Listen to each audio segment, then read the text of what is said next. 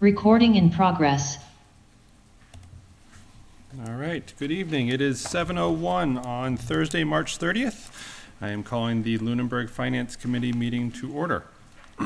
In accordance with the requirements of open meeting law, please be advised that this meeting is being recorded and broadcast over the Lunenburg Public Access channel and on Facebook Live on the Public Access Facebook page. The following information is provided for members of the public that would like to participate in the meeting remotely. To participate remotely from a computer, please use the link attached to the agenda on the town calendar. From a telephone, dial the toll-free number and enter the webinar ID also attached to the agenda found on the town's website calendar. If you have not registered for Zoom, you'll be asked for your name and an email address. Note, no participant ID is needed. Just press the pound key when asked to do so. Telephone users may dial *9 to request to speak after joining the meeting. Computer and app users may use the raise hand feature to request to speak. This agenda lists all topics which may be discussed at the meeting and are those reasonably anticipated by the chair. Votes may be taken as a result of these discussions. Not all items listed may in fact be discussed, and other items not listed may also be brought up for discussion to the extent permitted by open meeting law. Would you please stand for the Pledge of Allegiance? I pledge allegiance to the flag of the United States of America and to the republic for which it stands, one nation, under God, indivisible, with liberty and justice for all. All right, are there any announcements from the committee this evening? Hearing none. Let's move right along. All right, it is 7:03, and I will happily entertain a motion to move into public hearing. I move into public hearing. Is there a second? Second. Any discussion? All those in favor, say aye. Aye. All right. 7:03, we are entered into public hearing. Do you want to start the presentation?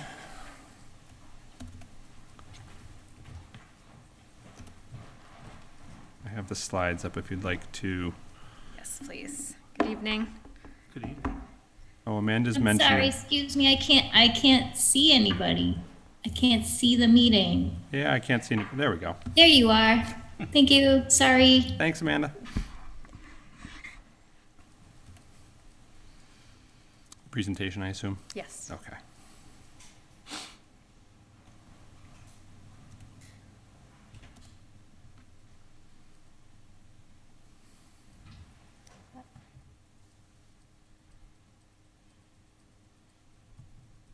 Just waiting for the top tab to go away.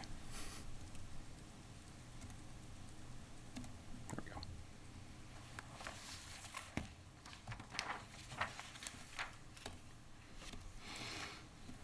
All right. Whenever you're ready.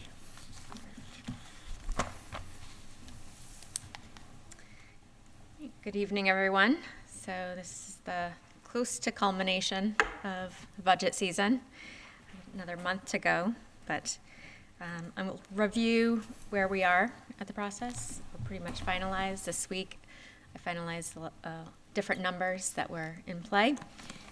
So you'll hear some familiar terms and themes with some exceptions this year. So the recommendation reflects maintaining current service levels with some exceptions.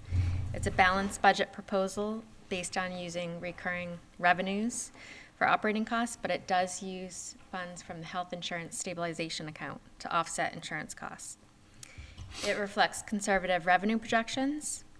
It meets or exceeds our financial policies, which includes depositing funds into the regular stabilization fund, which the recommendation includes $100,000 from free cash into that fund, a transfer of $250,000 of free cash into the special purpose stabilization fund. This helps pay for large capital needs in the capital plan for future expenditures, which are one-time expenditures. And it recommends a transfer of $282,855 from free cash into the OPEB, which is Other Post-Employment Benefits Account, which is Our policy is 10% of the previous year's certified free cash. Now on to our revenues. If you look at our projected revenues, I have a slide that with the different categories of revenues, including property tax, state aid, local receipts, and other available funds. So property tax, the revenue estimate is $31,422,519. State aid is the governor's state aid number, $10,540,787. Local receipts is at $3,160,153. And other available funds, $3,917,446 for a total of $48,040,906. A breakdown of the property tax revenue. So we take our prior year levy limit and then add 2.5% increase per Proposition 2.5 to the levy. Add an estimated new growth figure, which we are estimating at $200,000 at this point. Our debt exclusion amounts that need to be paid for fiscal '24, and that gives us a grand total of $31,422,519. For that new growth value, does that include the warehouse that's coming online this year? That is not realized yet because they Okay, would that'll need be their 2024. certificate of occupancy. Okay. For the estimated state aid, this, as I said, reflects the governor's state aid proposal right now, which is $10,540,787.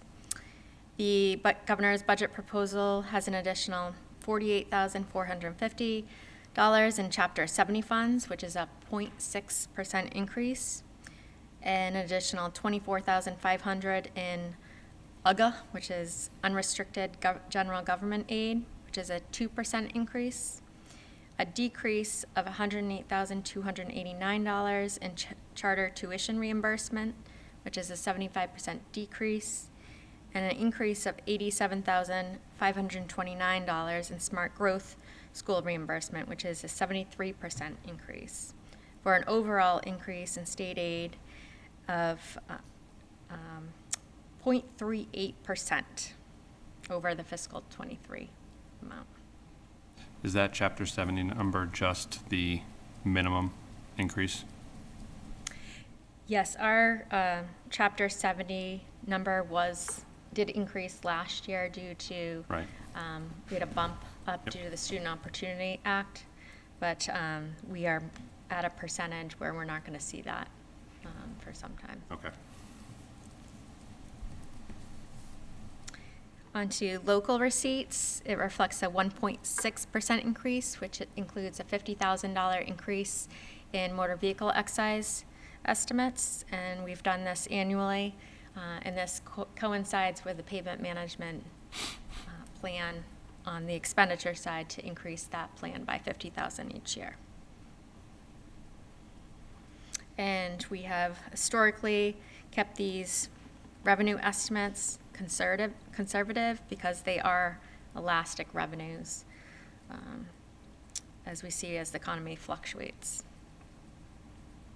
For available funds, there are a number of categories, including free cash, unexpended articles, health insurance stabilization fund, the special purpose stabilization fund, which that was pulled back as far as use of funding from that source in my final recommendation. The MSBA reserve reimbursement that's applied, the sewer enterprise retained earnings towards indirect costs, sewer debt, they transfer funds from the sewer enterprise towards the debt schedule, the Meadowood's debt, the PEG retained earnings, that's for their indirect costs as well, for health insurance. Sale of cemetery lots is for their article that's on the town meeting warrant. And the artificial turf revolving fund contributes funds towards the payment for fiscal '24 for that. So that's a total of $3,871,824. So we're still using the full free cash value in this, though. So when are we actualizing the abatement issue and the $1.5 million set that's moving over into the overlay account? I'll give it, and the next slide is a breakdown. Okay.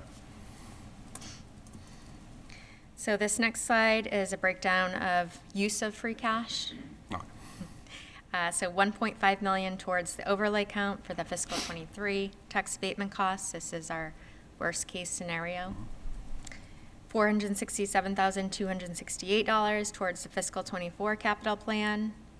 $282,855 into the OPEB trust fund. $100,000 from free cash into the regular stabilization account. $250,000 into the special purpose stabilization account, and $25,000 towards the Historical Commission Historic Homes Survey article. And that leaves a remaining balance in free cash of $213,426. We've left a balance at the end of each year, so it falls towards next year's free cash. And given the amount we're going to need within the operating budget this year to cover snow and ice, expect we'll be relying more on this balance of free cash for next year's free cash, because we won't be closing out as much at the end of this year. Mm-hmm.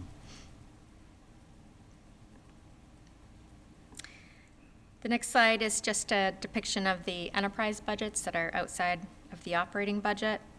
So for public access, their total budget is $210,764. That number includes the indirect costs, which are seen in the operating budget. The sewer enterprise is $2,094,850, which also includes the indirect costs and the sewer debt payment for fiscal '24. Their articles, which include the OPEB liability amount, which is $1,000 from the sewer retained earnings, the sewer capital reserve, which is $36,621, and the sewer reserve capacity stabilization, which is $8,000. Our water enterprise account is $25,000, and for the solid waste enterprise for the pay-as-you-throw program is $302,000.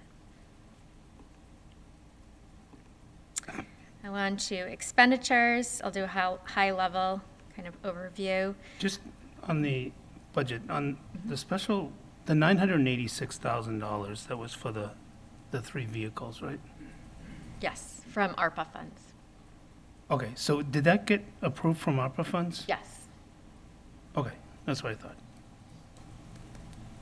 And that's going to be depicted later on in the capital plan summary. On the I show it as a Oh, okay. line, but not to be voted at town meeting. Okay, Yeah, just so Thank you you. can see where the funding sources were for capital plan thank you. projects.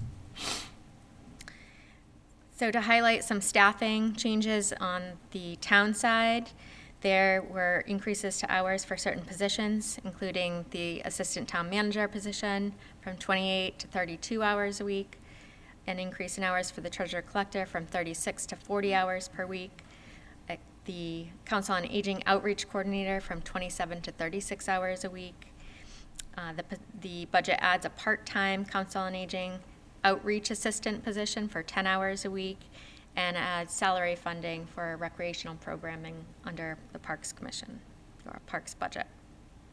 It does not include funding for the additional police officer that was requested for '24 for our long-term staffing plan due to the impact of the collective bargaining agreement in year 2 of the agreement, which is fiscal '24, but we will resume that in fiscal '25. Other highlighted changes to the budget, the public schools are receiving 2.5% increase. That's the school committee's vote as well. So that's $558,133 over the fiscal '23 budget. Monty Tech was a 12% increase, and that was based on our minimum required contribution and an increase of 3 students in the foundation enrollment. So that was a total of $127,014 over fiscal '23. Our retirement assessment reflects a 13.5% increase over the previous fiscal year for Worcester County retirement, and this is $228,822 more than fiscal '23. Health insurance reflects the 6.2% rate increase for active employees, 5% for retirees, but is an overall increase of 20% for town active health plans and town retiree health plans and school retiree health plans, for a total of $501,794 over the current fiscal year. The solid waste recycling program reflects a 12.8% increase based on fiscal '23 expenditures. This is $40,141 over this current fiscal year. Our debt service reflects a 21.7% decrease, which is $979,710 over fiscal '23. Our cherry sheet offsets and charges reflects a 14.7% decrease, and this is based on the governor's budget, which is $194,618 less than fiscal '23. And our allowance for abatements, which I want to make sure everyone sees as two separate items. One's the article for the overlay account for fiscal '23 tax assessments. We have our normal amount that we budget annually for abatements and exemptions taxes. That amount is $120,000 estimate, which is $3,958 more than the fiscal '23 number. For the health insurance, is this the first time we're seeing that 20% increase for active town employees?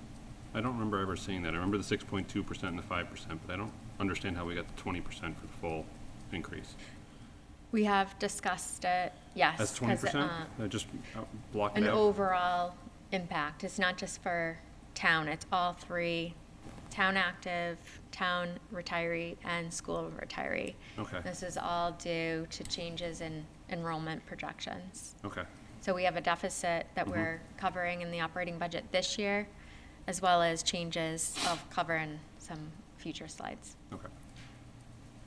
Just to follow up on that, I guess I'm a little confused by that sentence. It says a 5% rate increase for retirees, but an overall increase of 20% for all- active, yeah. and then it lists town retirees and school retirees. So, So I can reword that. So the rate renewal, I want to keep separate than the actual cost of the total of all the plans. The rate of each of the plans for active went up 6.2%. So if you take, say, an HMO blue plan, it went up 6.2%. The enrollment numbers is what's driving the overall bottom line costs, And that's what went up 20%? correct? Okay.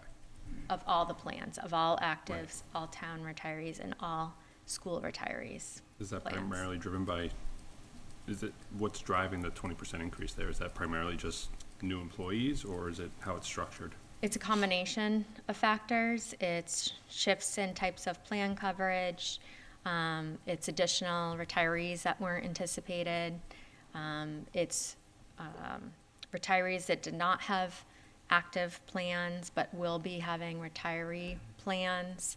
But those we have to cover, since they didn't have active plans, we now have to cover the replacements potentially having insurance on the active plan list as well. Okay, and then this 501,000 over FY '23, that is the 6.2% increase on the active, the 5% increase on the retirees, and the 20% increase overall, on the plans, basically. So it's not, If we go to the next slide, it might. okay, So this slide There we kind go. of breaks it down yes, by each category okay, with the yes. total increase. So the overall increase is that. So the 6.2%, like I said, goes back to the actual plan itself. Right. The cost of each of the active plans. So I'll read aloud what a summary. The preliminary budget included an 8.5% rate increase for active employees and a 5% rate increase for retiree plans. The total also took into account changes in the actual enrollment figures in fiscal '23 that are causing a deficit in fiscal '23. So after the rate renewal was released, that was a 6.2% rate renewal for active employees and a 5% rate renewal for retiree plans. The estimate was adjusted downwards just based on the enrollment numbers at that point in time. Due to announced retirements since the preliminary budget, an assessment was done to make sure all our enrollment estimates were sufficient for fiscal '24, and that's when there were shifts again to cover those changes for the additional active plans and changes to the enrollment numbers for retiree plans.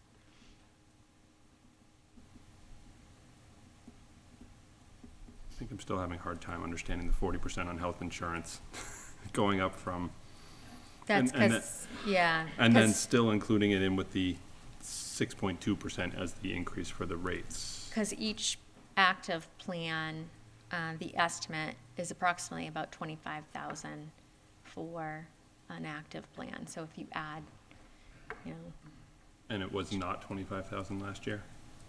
it was 6.2% less. Okay. Okay. So you're saying that there's like more people in a family plan versus an individual plan versus a spouse plan? Right, or a more expensive plan. So we have different tiers of plans. Okay. So there's probably not much we can do for this budget cycle, but it seems like we need to take a look at health insurance projections over the near term and maybe even longer term, and bounce that against a lot of our staffing plans that we have in place. I would agree. We do have a PEC agreement, so we are bound by the terms of our Public Employee Committee agreement. It's almost like a negotiated agreement with a committee that represents, has a member from each of the unions, including on the school side, teachers and paras and such. So that's something for plan changes or any kind of change like that is through that agreement. But I would agree. We need to look at future years where our projection of, because when I first came here, knowing that we had employees that have worked here 20, 30, close to 40 years, there was going to be, expected retirements because we have a lot of people who've worked here for many years. And that's something I think we do need to take a closer look at going out. So people that are in grant positions, they tap into these health insurance plans as well, right? I think that is covered on the school side if they had a grant-covered position. I think that was, I would have to, yeah, Peter's nodding yes. The grant money funds the insurance line in the school committee budget. So the employees that are covered by the grant are fully burdened by the grant. But the totals are still reflected. And this doesn't cover school active. This is town active, town retiree, and school retiree. So, but if you retire as a grant employee, you could go in essence into perpetuity on the retiree? I would have to look into that question. I'm not aware of a situation Okay. like that, so I would have to. I guess these are just all the questions we probably need to dig through as this, because this is a pretty significant increase It this year. is, and that's why Karen can attest. We just had a meeting with our financial advisor, and we usually have a meeting coming up with our actuary to go over our OPEB costs and what planning we need to do for that. And there's some things that I think we'll be recommending to help with that liability and to look at when that plan gets fully funded, when we can draw on that, because that's going to help on those future years when we're able to draw on the OPEB trust fund to offset these costs. Okay. Just real quickly, if any, Peter and anybody else, if we ask a question of anyone in the audience, if you could just come up to the microphone, they couldn't hear you in the back.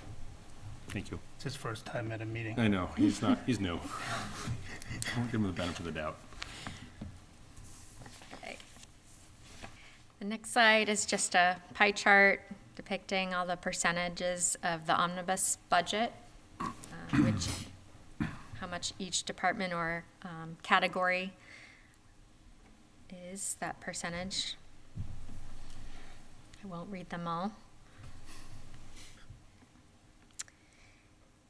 Next slide you saw last week in my presentation regarding and included the debt schedule. So as I said earlier, next year we have a decrease in the town's debt service of $979,711.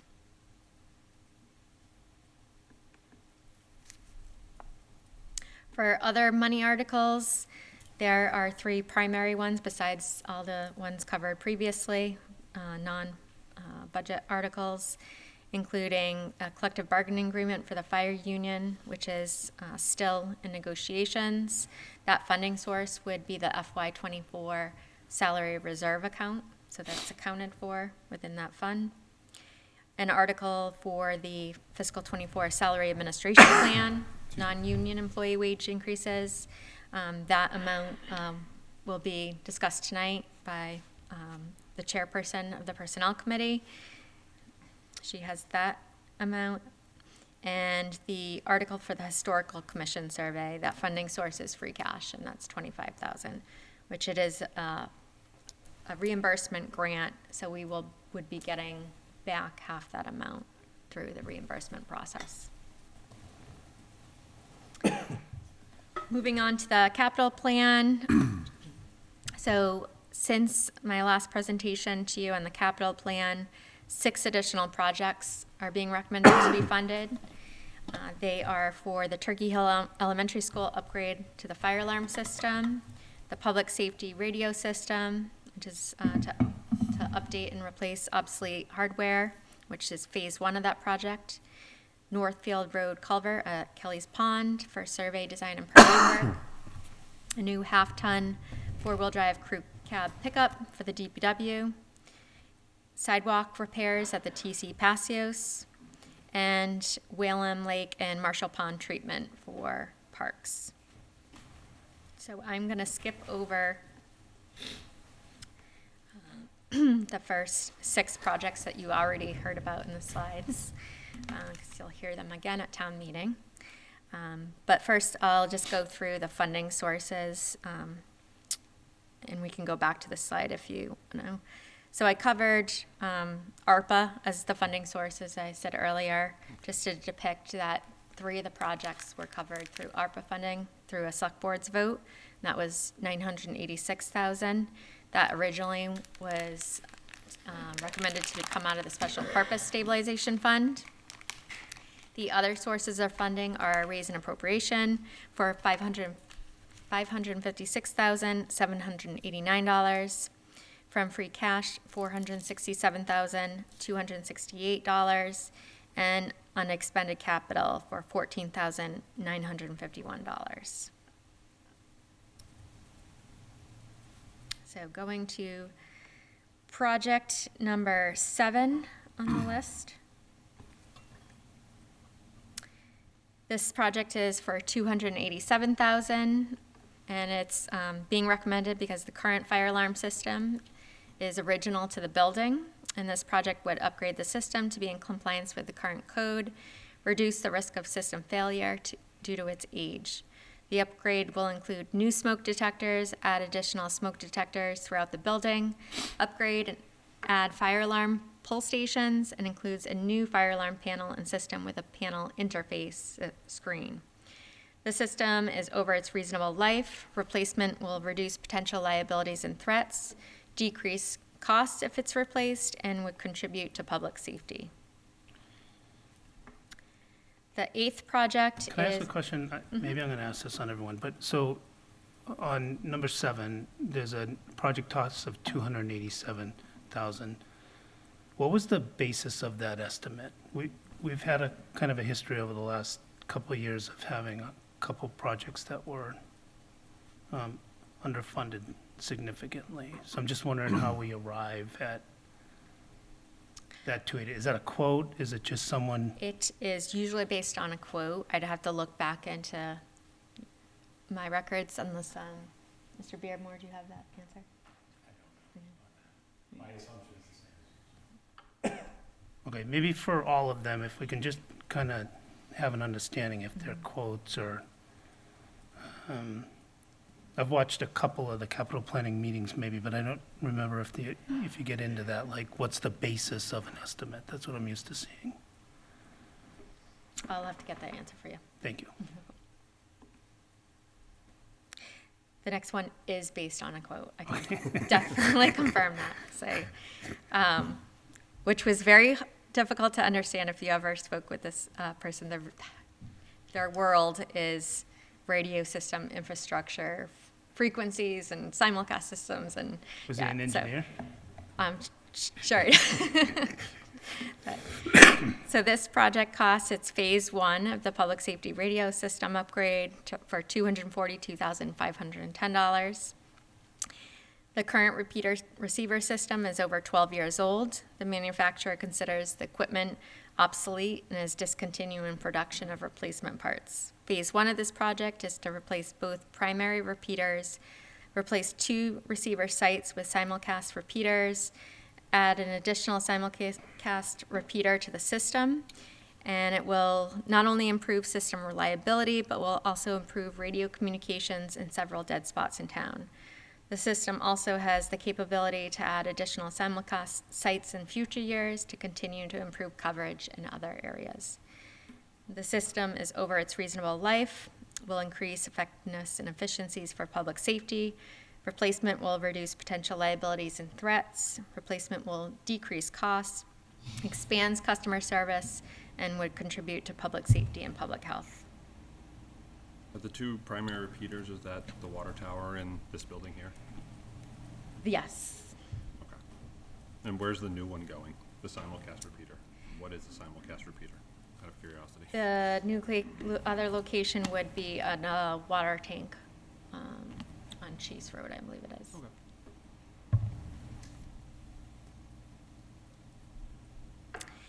The 9th project is for Northfield Road Culvert for a survey, design, and permit cost at Kelly's Pond. That project cost is $25,000.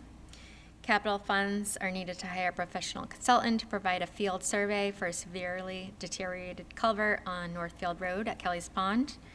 The project would also include engineered construction plans and specifications and cost to complete all the necessary permits. This culvert is over its reasonable life. The project would increase effectiveness and efficiencies for the DPW. Replacement will reduce potential liabilities, decrease operating costs, and would contribute to public safety and environmental sustainability. Project 10 is for a new half-ton DPW crew cab pickup truck and for $55,000. The capital funds would be used to purchase a new half-ton crew cab pickup truck that would be a new addition to the fleet.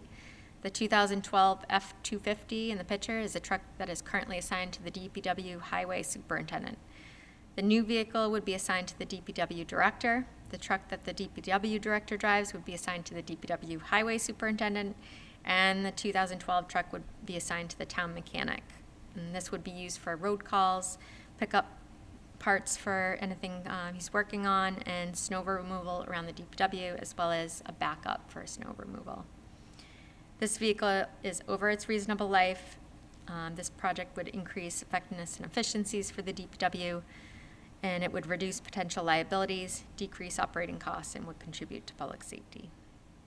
Does the town mechanic currently have a truck? No, Okay. that's why it's an addition to the fleet. Mhm. There are many times that he has to go out or on the road if a truck breaks down. Right. Project 11 is for the TC Paseo sidewalk repair for $25,000. This project was identified in the TC Paseo's Vertex Property Condition Report to repair and do sectional replacement of 1,700 square feet of asphalt sidewalk around the TC Paseos, which is used frequently by users of all ages and abilities. These sidewalks are over their reasonable life. Replacement will reduce potential liabilities, improve customer service, and would contribute to public safety. And lastly, the project number 12 is for Whalen Lake Town Beach area and Marshall Pond treatment for $30,000. And this was also based on a quote from a company. Capital funds will be for the initial phase of treatment to Whalen Lake along the town beach and Marshall Pond for weed control treatment. This phase would include hydro raking at the town beach, treatments after hydro raking at the town beach, and treatment assessments for Marshall Pond. Swimming at the town beach would only need to be restricted to half a day when treating the water.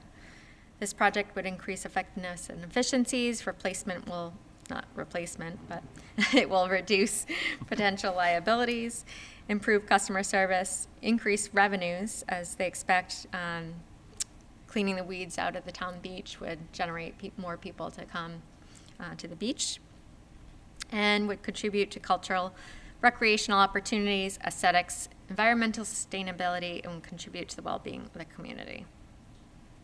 Do we have any ideas to environmental concerns on this? I mean, I know you said that there's environmental sustainability, but treating the weeds, is there anything we need to worry about with fish or other animals that are in there? I think all those considerations would be, I mean, the company that they received the quote does, that's what they do, is treat lakes and ponds and such, so. You can dump a bunch of glyphosate in there too, and that wouldn't be very good. Just, I'm curious as to what their sort of environmental concerns are. Or if they're just using some weed killer that you can get at Home Depot. Oh, yeah, no. But I can get a more, a better answer for you Okay. on that. Has this been done before to these places? Weed control, not that I know of at those two areas, no.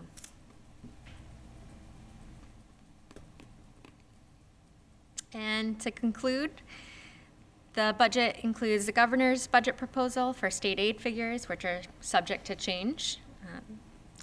It fully funds all our known contractual obligations and increased costs for non-union personnel-related expenditures.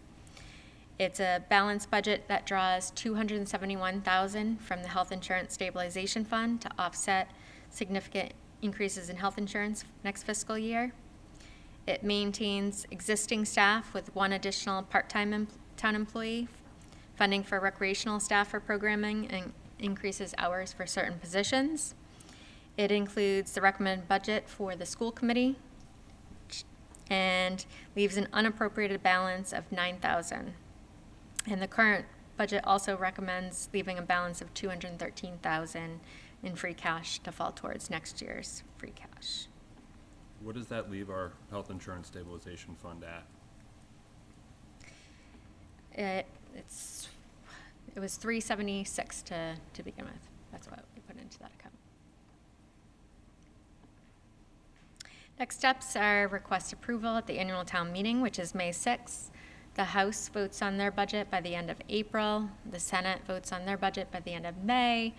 It's finalized, goes to conference committee in June, and the budget is usually approved by the end of July by the governor. And any final adjustments that we need to make to the fiscal '24 budget are made at the fall special town meeting. That's all I have. Any other questions? Open up to the committee.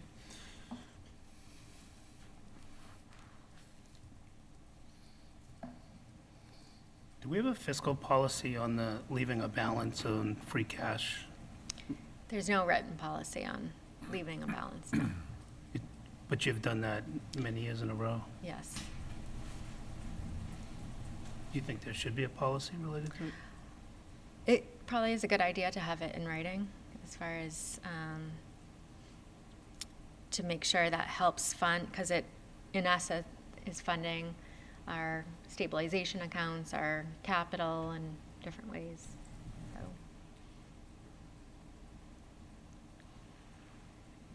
I think it's a good practice.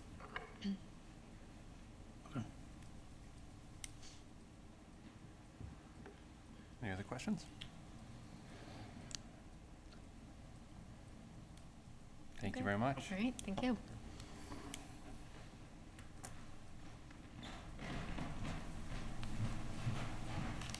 All right, moving on to voting for recommendations on the warrant. Do we usually take, Oh, sorry, just kidding. Public comment. Completely out of order. Good evening, Peter Beardmore, 282 Pleasant Street. I ran into the chairman and the vice chairman at the caucus on Monday, and they personally invited me to come tonight. So you can blame them. we meant for you to sit back up here. but- I just have a procedural question first. You're having a public hearing tonight. You've got a representative from the Personnel Committee. You've got 2 Select Board members to talk about the senior citizen tax relief.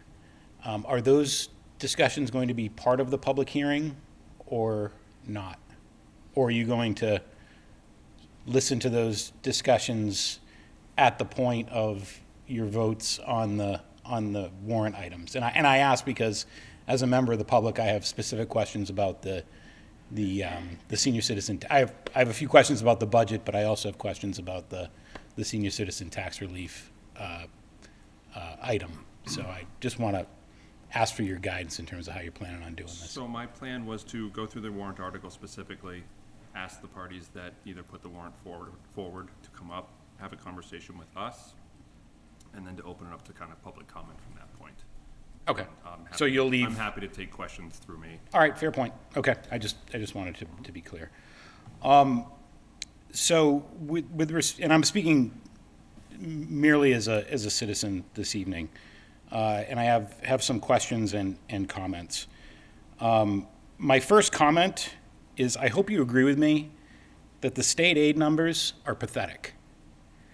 And this issue was brought to the attention of our legislative delegation during the joint meeting a few weeks ago, and in my opinion, the answer that you got was pathetic. And I hope that you and the other citizens in town intend to hold our legislators accountable here, because my interpretation of the comment that was made by Representative Kushmarek is, we're working around the margins, but we can't fix the big problem. And the big problem is really hurting us. These are really pathetic numbers. I understand that a lot of the numbers relative to how we're spending free cash came in really late. Did you folks have an opportunity to discuss the allocation of free cash to OPEB stabilization and special purpose stabilization accounts?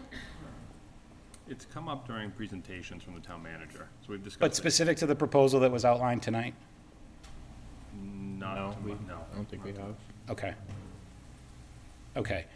So my first question is, how does our current stabilization account sit relative to DOR recommendations in terms of how much money we should have in the stabilization account?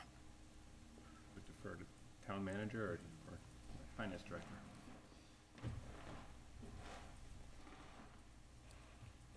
Does anyone know what the DOR recommendations are?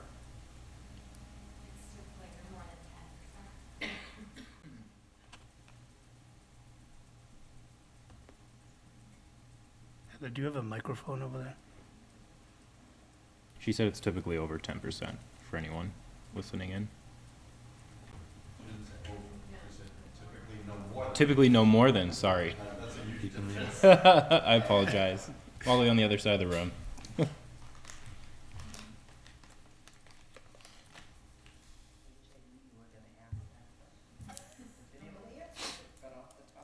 Okay.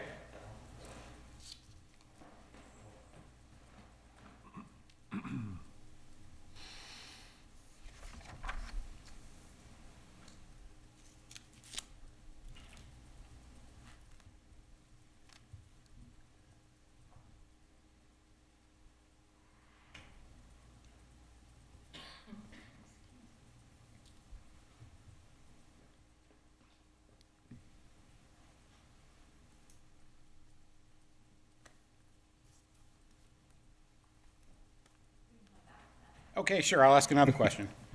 My next question is, what do you think we need to put in the special purpose stabilization account in total? And I ask that in the context of, town meeting has been repeatedly told that the special purpose stabilization account is for large, high dollar value vehicles, specifically ambulances and fire trucks. Recently, we flirted with the idea of using that money for 2 6-wheel dump trucks, but we've just spent $986,000 of ARPA money on 3 very expensive trucks. And I'm curious as to, has there been some sort of financial analysis or projection in terms of how much money is needed in the special purpose stabilization account? So, to my understanding, the reason for using the ARPA funding was just to get ahead of the curve in terms of getting the order put through immediately, rather than wait for town meeting to appropriate the funds that way to take it out of the special purpose. I agree with you that special purpose funds are, from what I've been told as well, meant to be used for exactly that, large purchases. I've heard, a ladder truck down the road at some point, and it's gonna cost $2 million or $1.5 million to buy. But I have yet to actually see any sort of a document that says in 10 years, we're expecting this piece of equipment to fail, and here's what we need to start putting in there to cover that over the course of time. We just kind of have this giant fund that is sitting there. So I agree with you, and by the way, I agree with the decision to use the ARPA money for those, and there was a discussion about potentially backfilling the ARPA fund, not using it, and going back to special purpose stabilization account money to ultimately fund those after town meeting at the beginning of the fiscal year. But that decision was made, the decision was made not to do that. So we have not expended anything from the special purpose stabilization account. So we're putting $250,000 into an account that we don't have a plan for right now, is my interpretation, unless somebody has different information. That's been my interpretation as well. Okay. What's that?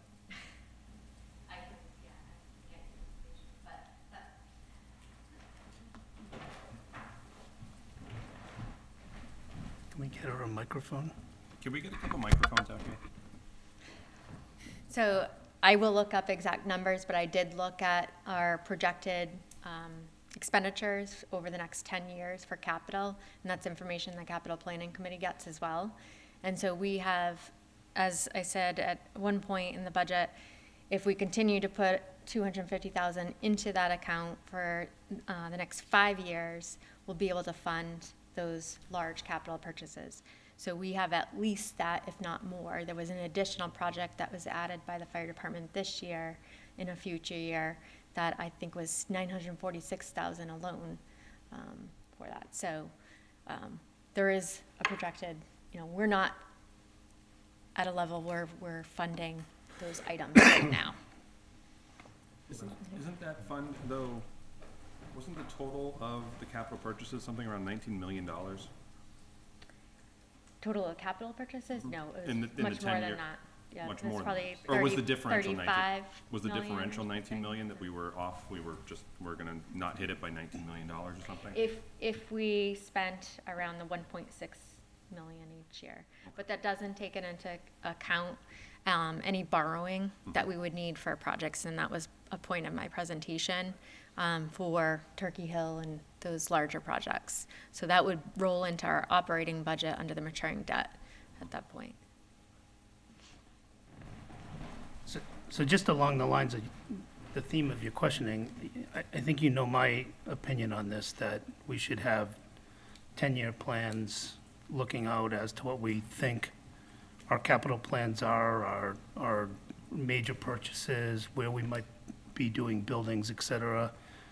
And just like sewer did with respect to their retained earnings projections, we should be looking at something very similar across everything we do. Unfortunately, the presentations in the way that we do this budget process, we tend to look out 1 year.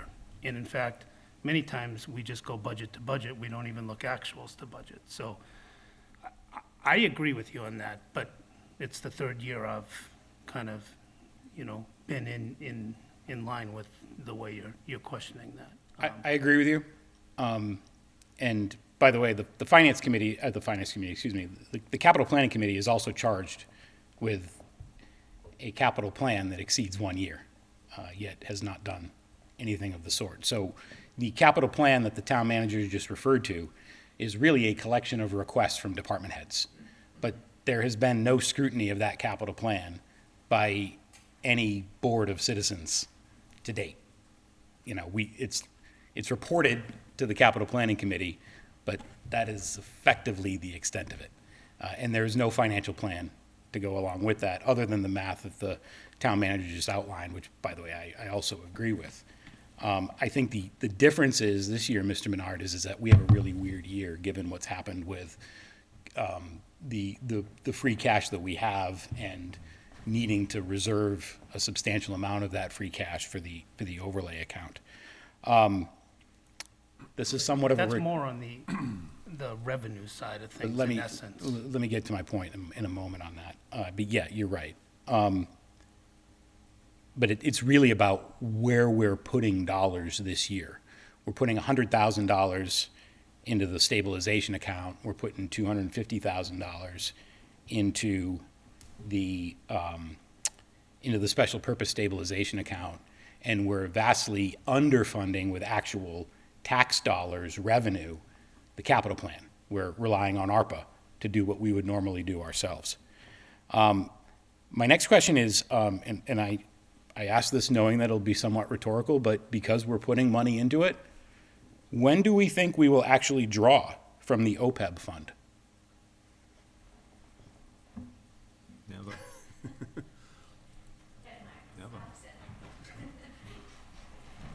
Like I said during my presentation, that would be an upcoming presentation that we'd have from our actuary. So that would be a future meeting and in conjunction with that, speaking with the finance director, I would work with our financial team on maybe different recommendations that would reduce our liability going out significantly. So, and then that projection would be provided for, given that scenario of when we could start, it'd be fully funded and when we can draw on it. So based on the last presentation that I saw from the actuary, absent of substantial financial engineering, I don't think any of us will be alive. That's my personal opinion, but... I plan to live forever, so. Okay, well, you're retired, Tom, so you don't have nearly the stress that some of us live with, you know? Okay. So the point that I'm trying to make here, gentlemen, is that the capital plan right now, when it comes to raise and appropriate, free cash, and unexpended capital, is being funded at $1,039,010, which is substantially less than we have funded the capital plan in recent years. The Capital Planning Committee heard presentations on 28 items this year. We rated 27 of them. Since then, the town manager has scratched 2 after further evaluation by the facilities director, which brings you down to 24. And I think you could argue that some of the items, particularly around the Brooks House, I think are very controversial in terms of should we spend money on them. But even if you cross off 2 or 3 more, there's 10 more items on that list that are just going to be there next year that we need to spend money on, right? A perfect example is the track and field complex at the middle high school. We raised hundreds of thousands of dollars to build that, and millions of dollars of in-kind donations came in to furnish us with that facility, and we now have a massive drainage problem that is causing that facility to crumble. And the request was for $50,000 this year, and it is not included in the capital plan. And that's just one of 10 other items that we need to address. But we're putting $100,000 into the stabilization account that I don't know that we need to stay in any level of compliance, and $250,000 into a special purpose stabilization account that we don't have a real spending plan for, and an OPEB trust fund that, in my opinion, is a bottomless pit. So I think that this at least deserves some discussion and consideration on the part of the Finance Committee before you vote to approve this budget. And I'll shut up and come back later. Thank you. So a question maybe for you as a capital plan, we only see the ones that are being recommended. What are the next in the line that would be recommended if there were 250 or 350? You have to ask me off the top of my head. There are 10 more items. Actually, 12 or 13. Well, yeah, it didn't have to be to you, I guess. But I can furnish you that via email in a matter of minutes. Actually online. The capital planning presentation is online.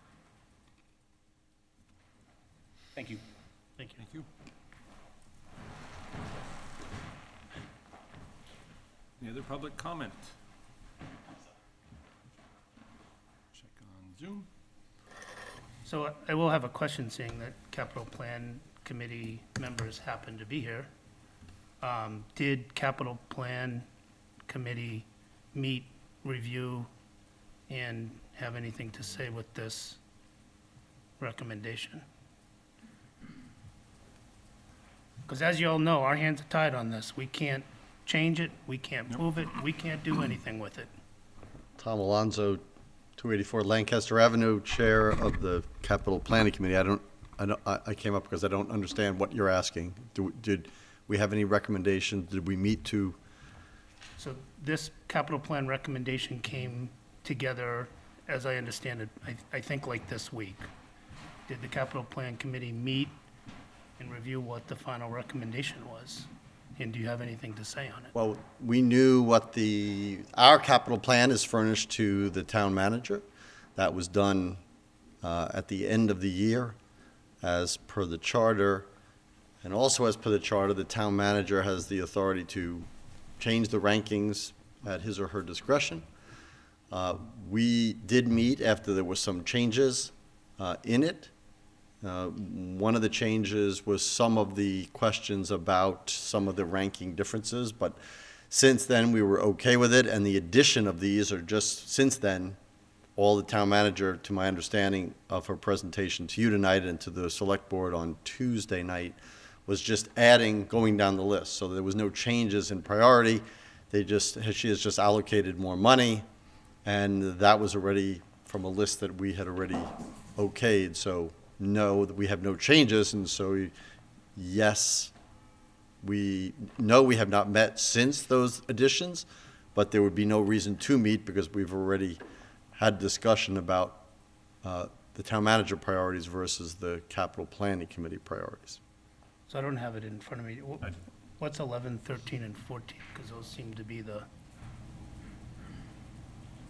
11 is $25,000 for TC Passios inspection, charge, operation, maintenance, Vertex item number 20-something.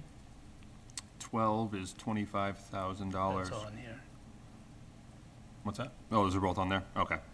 Oh, you're right. Many of the unfunded ones that remain at the bottom are facilities from the Vertex studies, envelope issues. They were discussed. There were 3, I believe. I'm going off the memory now. 3 from the Brooks House. There were a couple more, like I said, from Passios, and those were the ones that were left unranked. There was a lot of discussion at the Capital Planning Committee about the wisdom of putting money into buildings that we haven't decided what we're doing with as a town. That's why they were ranked low. So that's some of there's probably about, of the 12 that are not funded, there's probably at least 6 that probably fall into that category.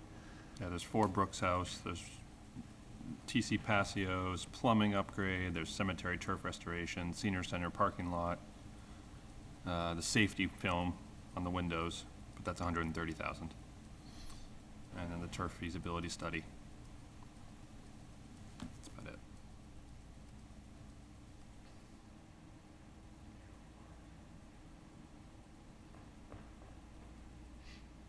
While you're up here, just out of general curiosity, kind of following with your comment about buildings that aren't necessarily in use. Now I know TC Passios is heavily in use.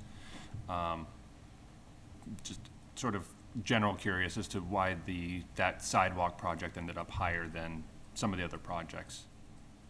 The sidewalk, well, the scope of the sidewalk project, I wouldn't answer particularly to, but the fact that the sidewalk needed to be done was, since that is what we use as a polling place, that is like some of the major divots in there were pointed out as the exit area and the entrance area, depending on where you park to get into polling. And since many seniors are active in voting, it was really a particular public safety hazard for people who maybe not be the most stable on their feet, just in general, but that That's was why. exactly what I was looking for. I figured it was something. It's Yep. not like you're just gonna be like, let's go pave a random parking Right, lot. right. You have another question? What are these priorities? Town manager's on the left, CPC is in the middle, and then the Collins score.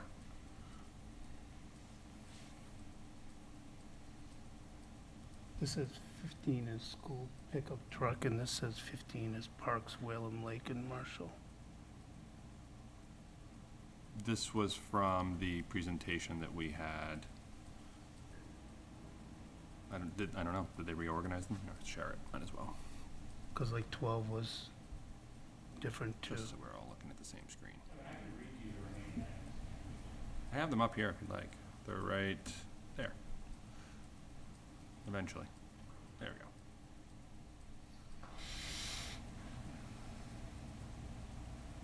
So everything below, let's see.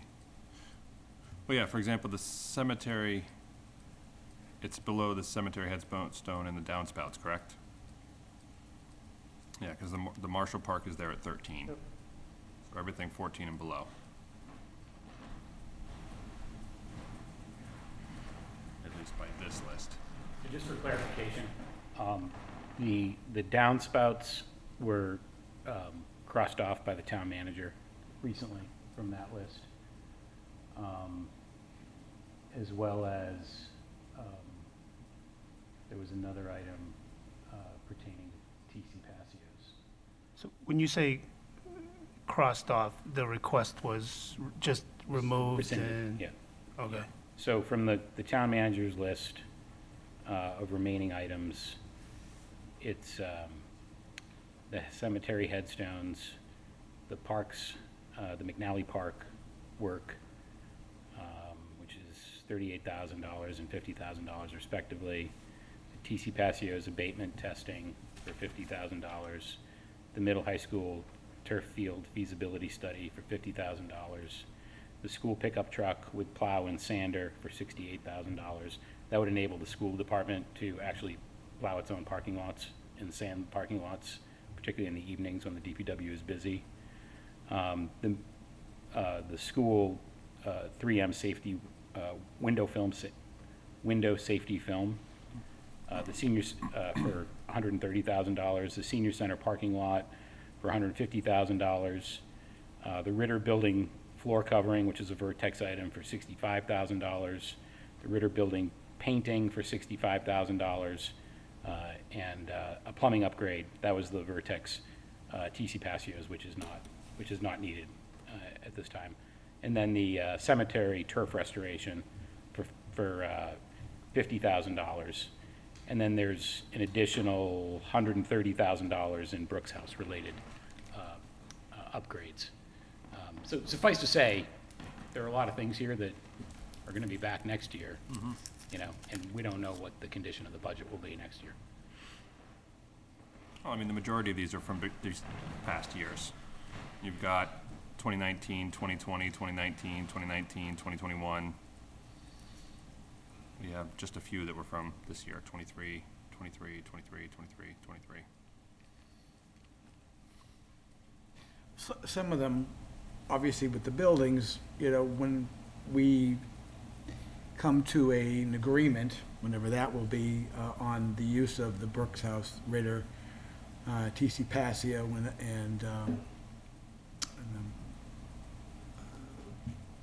well, at least those three, it would make sense to postpone any expenditures until you make those decisions, if you can. I think the the sidewalk on TCP, when it first came up, that was my first thought, but then when I realized what it was for, and then it made sense, and it's $25,000, it makes sense to do that. But the rest of them are just, we need to decide first what we want to do with those buildings. And maybe some of these will be unnecessary, and maybe some of them will be part of a bigger plan. But at the same time, if you don't maintain them, Right, they all well, fall, right, they all right. fall into 30 Well, school street scenarios.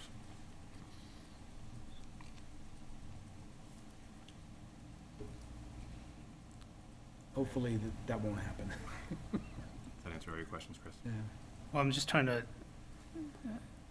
think through it a little bit. I guess from the perspective of ARPA funding, what we fund this year for the capital plan, as well as stabilization funds, to some extent, they're all available funds, the stabilization funds and ARPA for capital projects. And then the decision of going into a stabilization fund is somewhat a decision of timing. So should we spend more this year? I think if there's a capital project that is urgent in nature, then I think we should. If there's capital projects that could be delayed,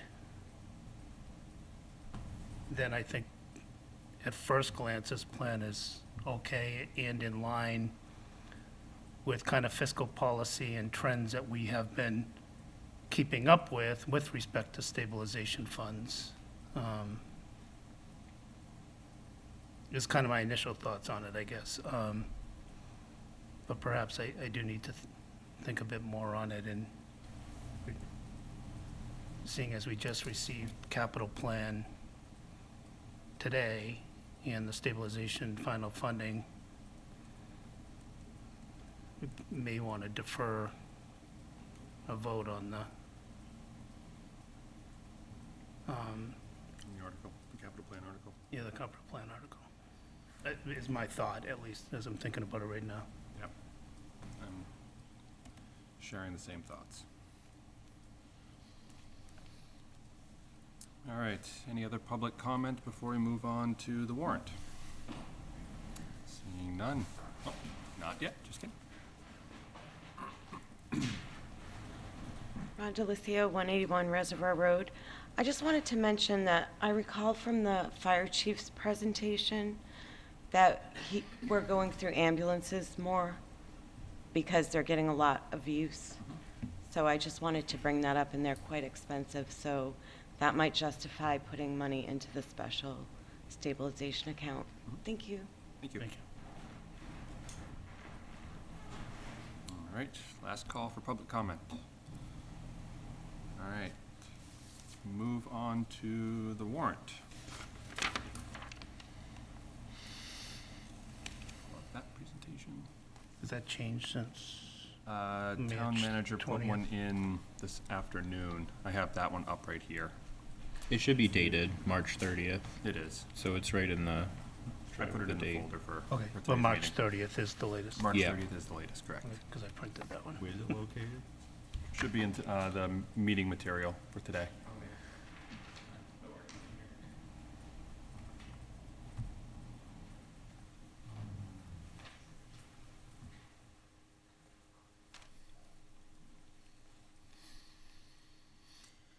Do you want to read through it again? What's your preference here? I would, if you have other people here presenting, I would prefer to, letting them present. Sure. I think that makes sense. That works for me. All right, so let's start with the first one.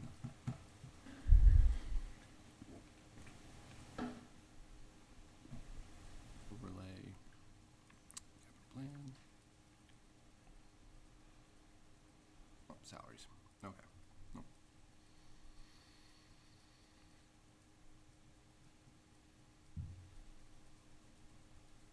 Off the top of your head, Madam Town Manager, do you know which one is the, I mean, I was just gonna take them in the order that they pop up in here.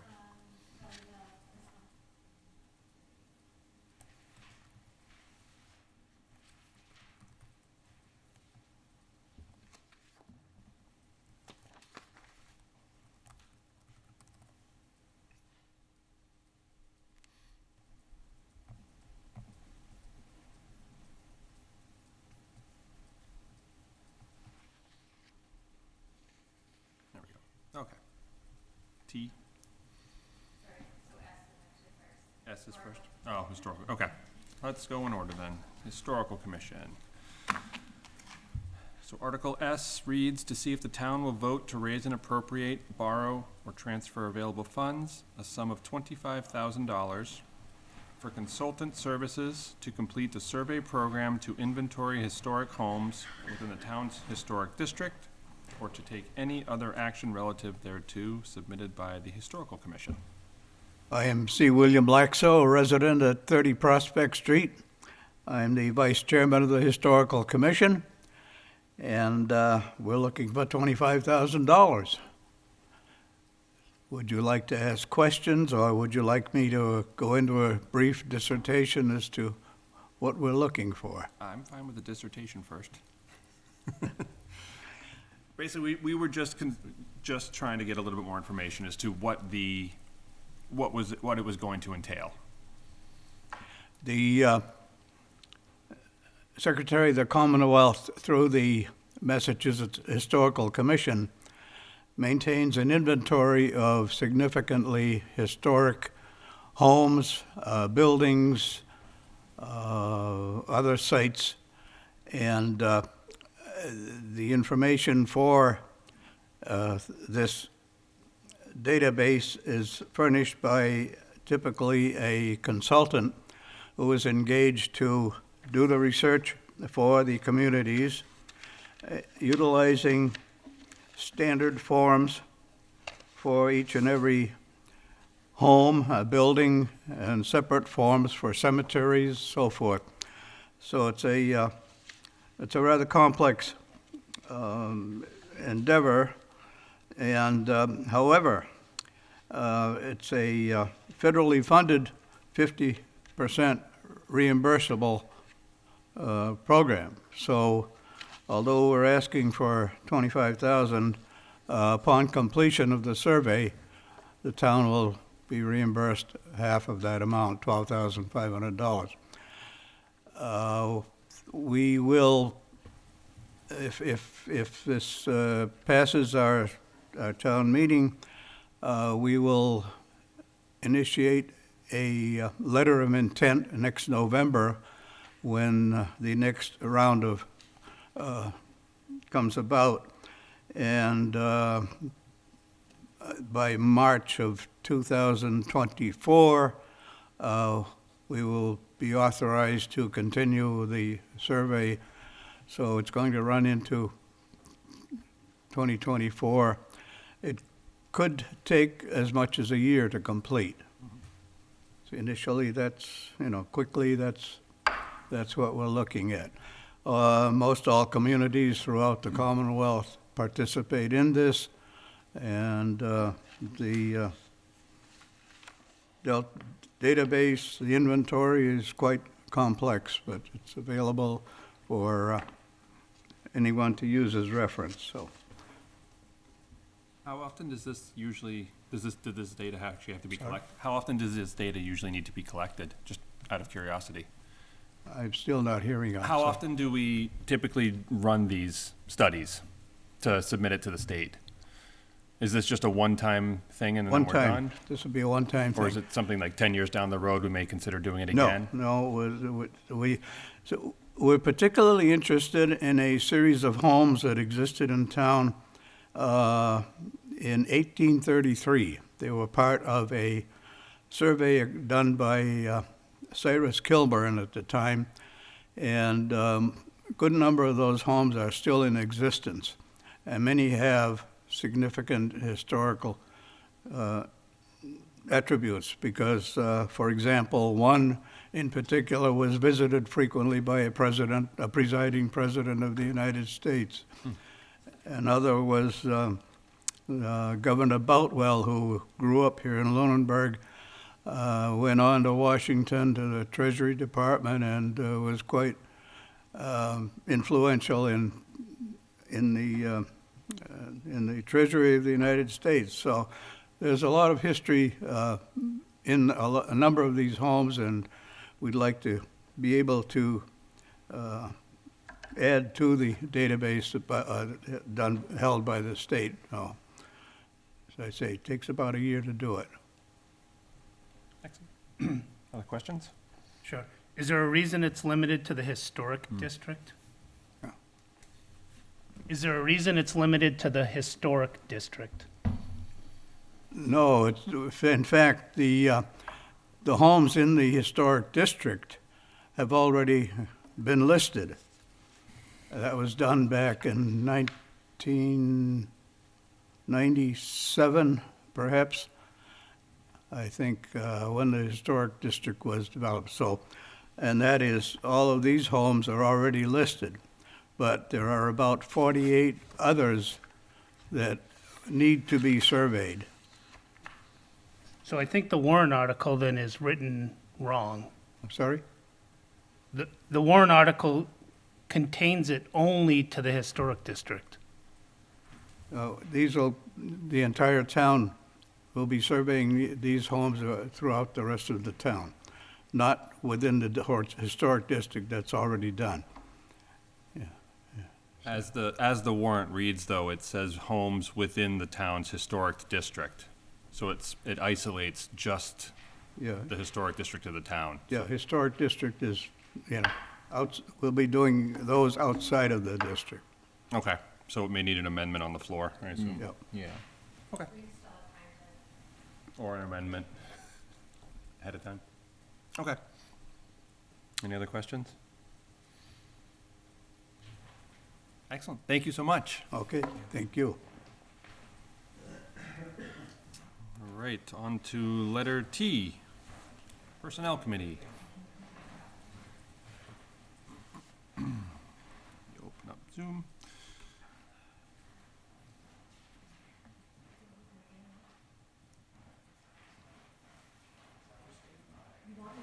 Sure.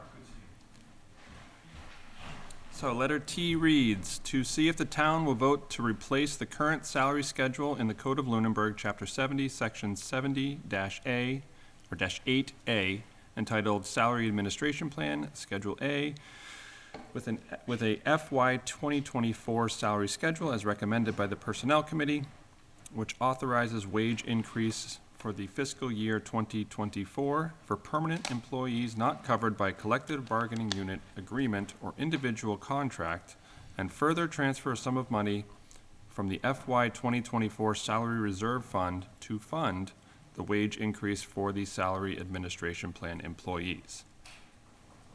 Help. Hi, Joanna Bellotta, 362 Sunset Lane, and I'm the current chair of the Lunenburg Personnel Committee. I'm here to discuss the said article for the Salary Administration Plan, which covers approximately 85 employees and 34 job titles.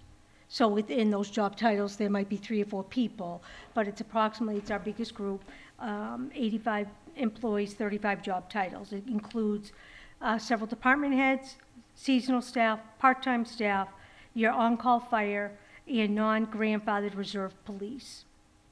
The Personnel Committee's been working over the last 18 months to try to get job descriptions and job classifications for a compensation plan. Ours are kind of obsolete, older, so we, about 18 months ago, started this project as a committee, and then figured out it's really too big of a task for a board of 5 volunteers to do that with the 34 job titles and the 85 positions. So we worked with the town manager and the assistant town manager, director of HR, and we found some funding, $9,300, and we hired a consultant, Mary Beth Bernard at HR Key Solutions, who was an HR consultant for years with broad experience in municipal compensation planning. So we brought Mary Beth, had calls with her in November, hired her on, and her scope of work was really to evaluate the current job descriptions for the purpose of classification and compensation, conduct interviews and revise positions descriptions as necessary, establish comparable community and conduct salary surveys, review current compensation plans and analysis of midpoint differential range spread, compare all the Lunenburg current compensation plans with the SAP plan, which Salary Administration Plan, to make sure that they're all comparable and equitable, and draft a classification plan with recommendation grades for each position and provide a final report. So she said we'll start November 28th, we should be finished February 15th. It's March 30th and we're still not finished. We're about 75% finished, so we really aren't set for their salary grid steps. But, so we said, all right, what are we gonna do? How are we gonna move forward? So we voted at our March 22nd meeting that we were going to push out the salary compensation grid plan till the fall meeting. That would give us more time. And then we, on the floor, recommended, okay, we would do COLA now and that in November, retro back to July 1st of 2023. Because it's not the employee's fault. We've not gotten to the task that we were charged with. So through all of that, we voted no, both will be held off till the fall town meeting. Then people went home, processed, kind of slept on it, and said, well, it's really not fair that come July 1st, the staff isn't going to get anything. So let's regroup, have another meeting, and at least look at the COLA again. So we met on, let me just turn the page, at our March 27th meeting, and we voted. We had discussion on different levels, looked at the other groups and what they're getting, and it was anywhere between 2.5%, 3%.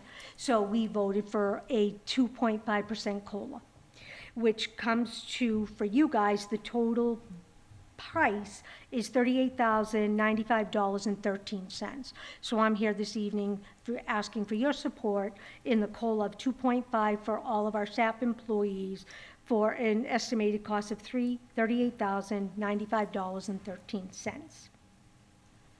How many employees did you say again was on that? 85, approximately 85 employees, 34, I believe it was 34 position titles, but 85 staff members itself.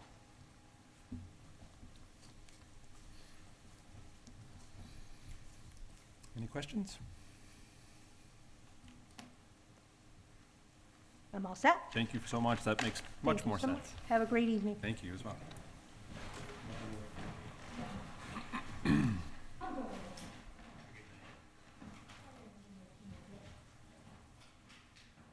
All right, that moves us to, I believe we are on to the senior tax. What letter is that? That is W. letter W. Big W.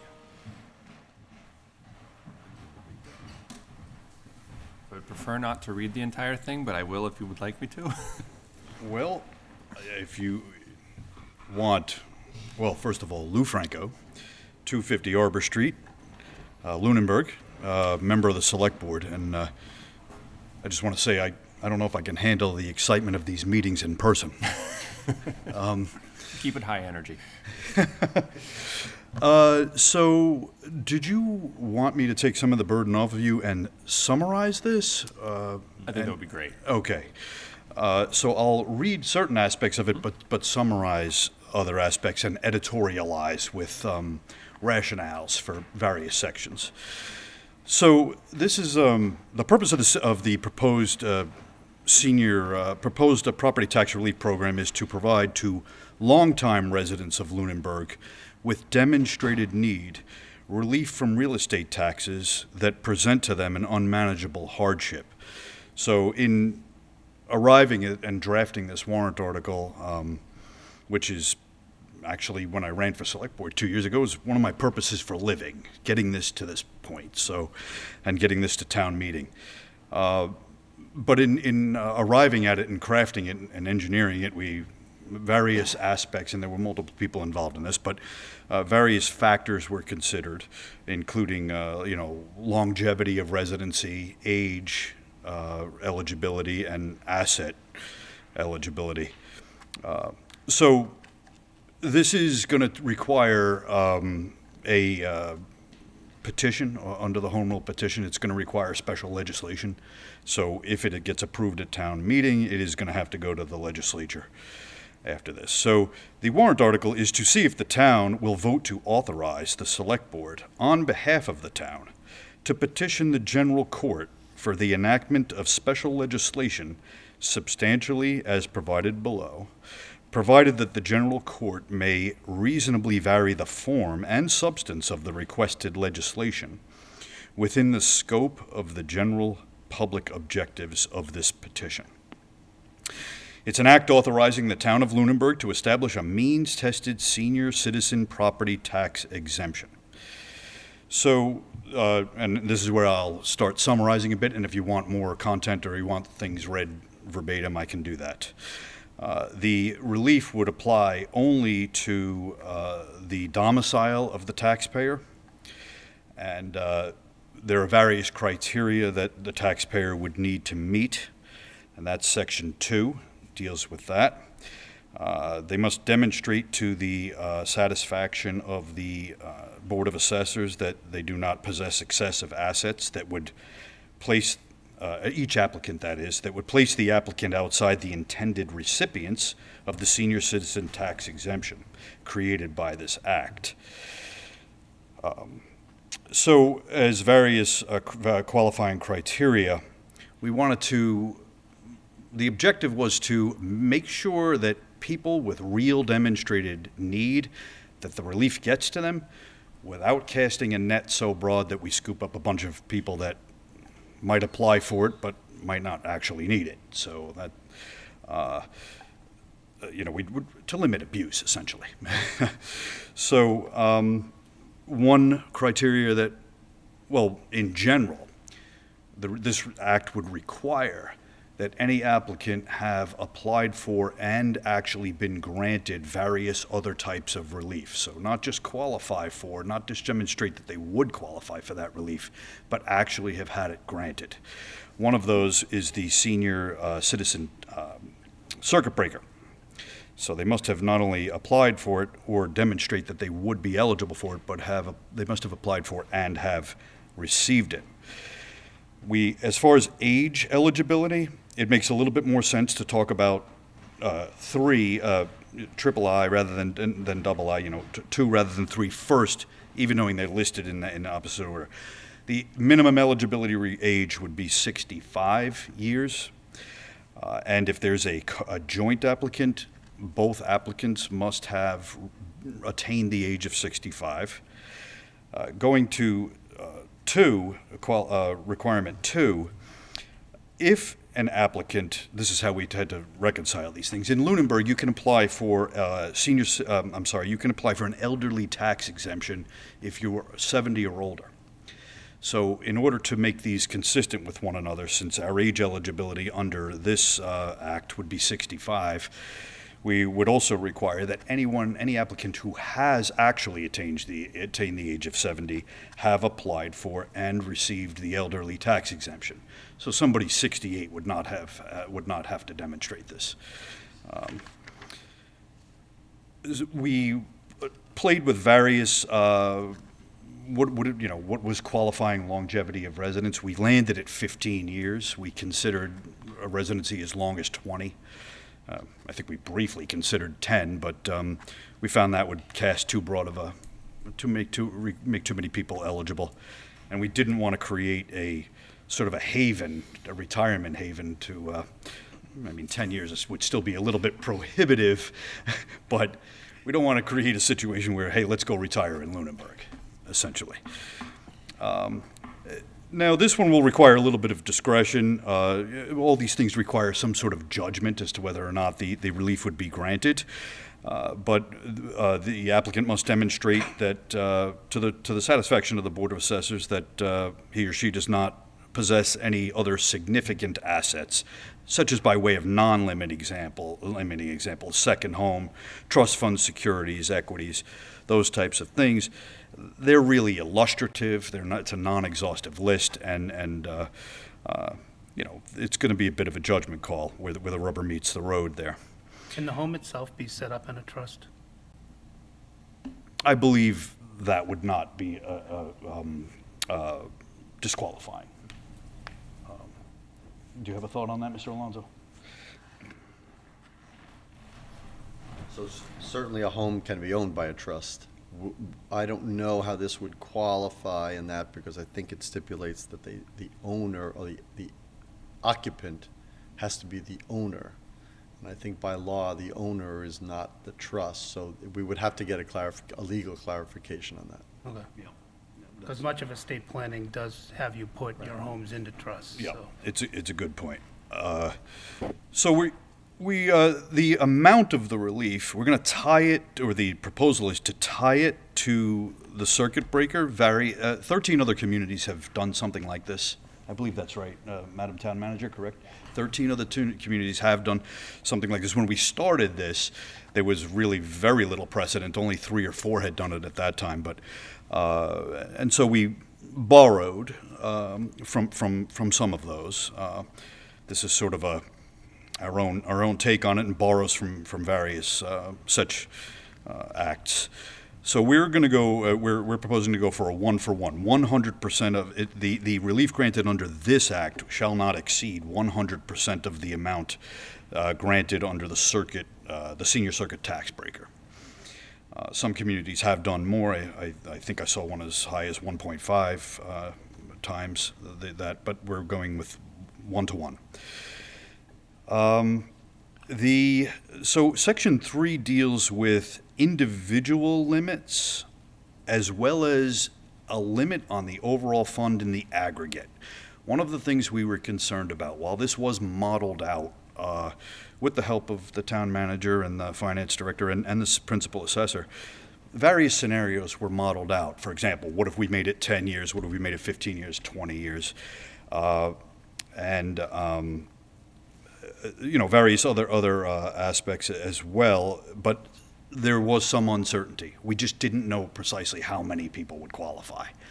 So we're going to have an individual limit and also a limit on the total that would be available in this fund. The individual limit, again, would not exceed 100% of the senior circuit tax breaker. The limit in the aggregate would be 1% of the tax levy. So that would be the total fund, so to speak. Now, where's this money coming from under this? It would really be a shift, a tax shift. It's not just coming out of thin air somewhere. It's going to get distributed, essentially. So if you have, regardless of how many you have, the maximum exposure would be 1% of the levy, so say roughly $300,000. That would just be spread amongst the other taxpayers in town. On average, I believe I'm accurate when I say that. On average, that would be about $60 a household or something there. It says $60, $70 a household. Would that? I'm sorry. If we spread $300,000 out among all the other taxpayers, other than not just all, other than the ones that would qualify into this program, I believe it would be somewhere around $60 or $70 a household. I think it would even be less. Is it? Okay. All right. So 1% of the average tax bill, I guess. So. And that would be reflected in the tax rate? Yes. No, it couldn't be. Well, how that actually not- gets mechanically done, it might actually be a tweak of valuation.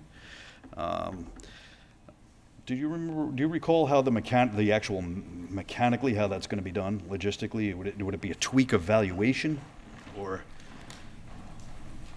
We were told by the assessor and the chair of the Board of Assessors when we presented this that there are different ways that this could be done. So most of it will be with the valuation part, that they would exclude certain valuations. They'd reduce the valuations of the people who qualified for this. That would be shifted. But I understand, that there may be other ways to do it. So the actual mechanics of how to do it are not determined. I think there may be more than one way to do it. But in either case, the end result is the same. So basically, you're taking what you're exempting and distributing that amount to the remainder of the people who are, or the remainder of the residents who haven't qualified for this. So the tax levy can remain near the, or at the tax levy limit. That is imperative. The tax levy limit, the town will not be affected as far as raising of funds. We would raise the same amount of money. It would just shift certain the people who are going to be taking advantage of this, if it passes, their share would just be shifted to the rest of the residents. So the total levy that we collect would be, this is a revenue neutral article. If this does pass, then is the process in which you're actually, I guess, to get back to Chris's question, are you leaving that to the general court to decide, or is that gonna have to come back to us to decide? I think the answer will be from the principal assessor and the board of assessors, how they want to implement. And I think that will be in consultation with the other, or speaking with the other 13 municipalities that have already done it. Okay, so at the local level, perfect. What other towns have done this already? Yes.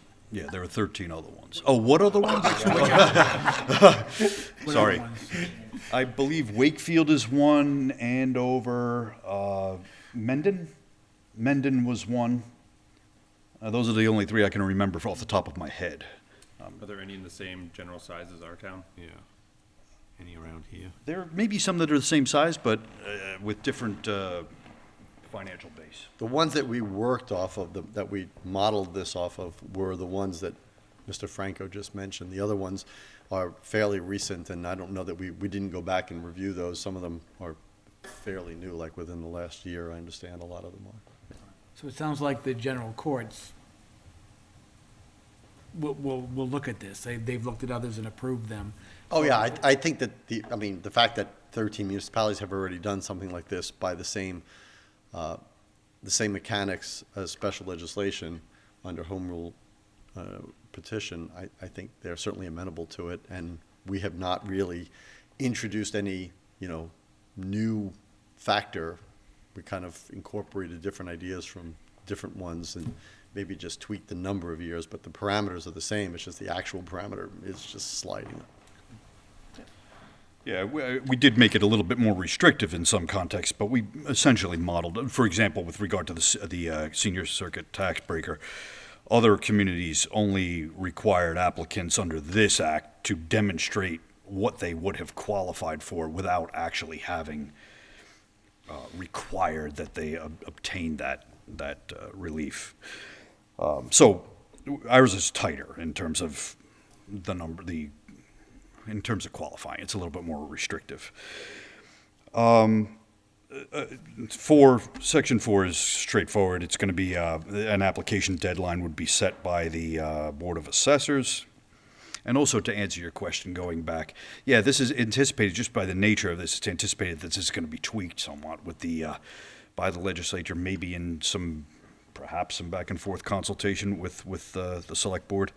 And then under Section 5, no exemption shall be granted under this act until the Department of Revenue certifies a residential tax rate for the applicable tax year where the total exemption amount is raised by a burden shift within the residential tax levy. That's what's going to happen here. With the version you have in front of you still has Section 6 in it. We're planning to strike that or amend it.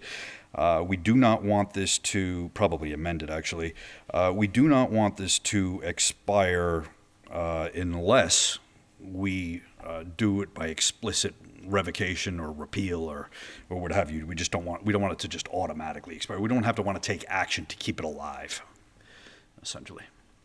And a couple of other communities have done it that way, 2 or 3, is that correct? Whereas all the others had done it with an automatic expiration, but we don't want to do that. So, and are there any questions? I have a couple of questions. All right, you give me the easy ones. If they're hard, they go to him, all right? All right, sounds good. I think they're relatively straightforward. Okay. How many people do you estimate will benefit from this? Well, I don't know, I don't have the models in front of me. Tom, do you have any recollection of that? The data that was available to the principal assessor at the time doesn't, it wasn't easy to determine because we don't, on our property tax roll, we don't have ages of applicants. There was a lot of cross-referencing that would need to be done. So he estimated that right now there were in approximately 30 to 50 that apply for the Mass General Law circuit breaker one. Mm-hmm. That's what he estimated would probably be a good starting point, but there was no way to model exactly how many people would be eligible because the records that are kept are not easily sorted through with all the criteria that would be necessary to get to here. Are they not able to see who's been approved for the circuit breaker?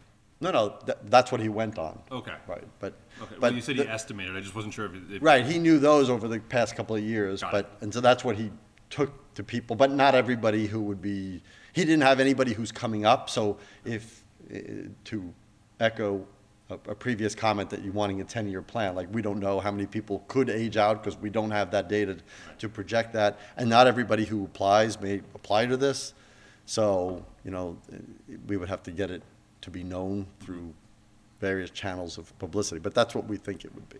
Thank you. So you kind of addressed my second question, at least regarding Section 6, but what happens after it expires. So I know the state is sort of considering implementing something like this. Is that the reason why we would want to expire it on the town side? Yes. Okay. So we know that the state is contemplating this. Whether it happens and when it happens is unknown. I think sunsetting it automatically with a 3-year sunset, or some towns chose a 5-year sunset. If it got to the point of that sunset and then state hadn't enacted anything, we'd have to go and ask for an extension of the same special legislation. If it happened sooner, then you'd be in a position, well, are you going to be providing relief to something that the state now has doubled the relief for, so they'd be getting more back than we had, was originally apportioned. I mean, we're doing this to help the seniors, and if the state does it, then maybe we don't need to do it. Maybe we continue it anyway, but we want to have the decision. That's why we thought the town meeting rescinding clause as number 6 would be the best way to be able to terminate it if the town wanted. And we could do it at any town meeting, and we have 2 a year, so we just give us more flexibility. Right, okay, understood.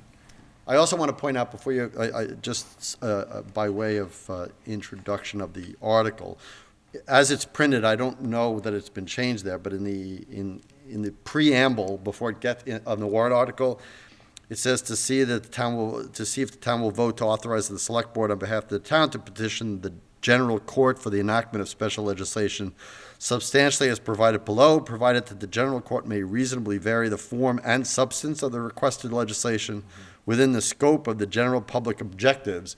We are actually reworking that with town council so that they cannot change it substantively without coming back to us to see if that's what we wanted. They can change the form and they can change clerical, terminology to be more fitting without coming back to us. But we don't want the general court to be able to substantively change it without it coming back to us for approval. Right, okay.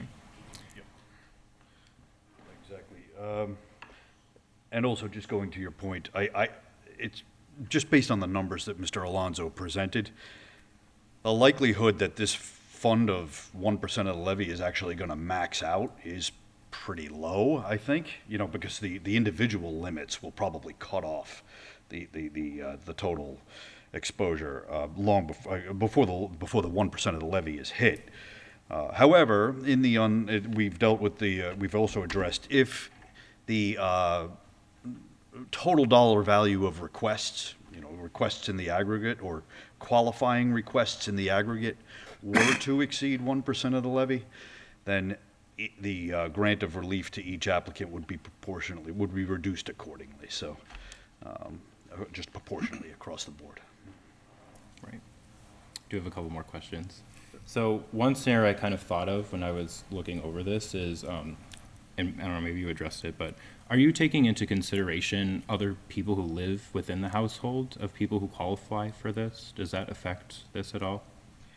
Well, only the people of record who own the house who are responsible for the taxes. So if there are other people who live in the house Okay. who aren't responsible for the taxes, no, we're not taking that into Okay, consideration. fair enough. I was just wondering about that. All right, and one more question that it's not exactly directly related to this, but an issue that has come up in the past is Airbnbs and short-term rentals. So that obviously decreases the housing stock, which increases prices, which increases taxes. So what exactly is the town doing about that to ensure that housing stock is being lived in instead of being run as a business? I would first start by saying you made a lot of assumptions in that leads to that, leads to that, Sure. which is a much larger discussion. That's fair. Because I don't know that it necessarily leads to that. As far as what is the town doing that, I mean, I don't, that's a good question. To my mind, and this has not gone through any kind of discourse in the town at any level, I know which you're talking about, but I'm not sure that an owner of a house is precluded from renting their house to people that they want to rent it to. Maybe there is some precedent of that, maybe there isn't, but that would be part of the larger discussion, is can a homeowner be prohibited of what he or she does with their house, obviously, given zoning. I mean, so can you rent it, can you not? I don't know. Those are larger questions. So it has not been addressed except in very brief passing. Gotcha. Thank you.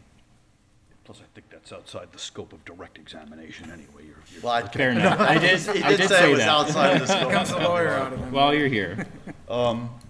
Yeah, there were discussions actually at the select board. I mean, this does not account for it. The final product does not account for it, but there were discussions about these issues, including if, for example, people had adult children living in their household that, say, didn't have special needs or something, they wouldn't, but say you had adult children that had jobs, and, you know, how do we know they're not contributing to the expenses of the household and all? I mean, we didn't think that necessarily represented a large group of people. Some people are going to slip through the cracks on this thing. A few people are going to get through that, you know. But as long as the relief gets to the people who need it, and only a few, we minimize who slips through that maybe shouldn't strictly be eligible, I think we've achieved the objective. Agreed. So is it the thought that, like, Section 2V, for example, where it talks about no other significant assets, is it the idea that, envision, I guess, that the Board of Assessors would come up with policy and criteria and the like for what sets that? Yes, they already need to do a bit of a calculus on this for the elderly exemptions and other such exemptions. So it would be a similar analysis, but yes, they would have to tailor something specific to this program. So, Do they have the authority to get this level of detail into someone else's, financial portfolio? Or would that be something that would have to be granted to them?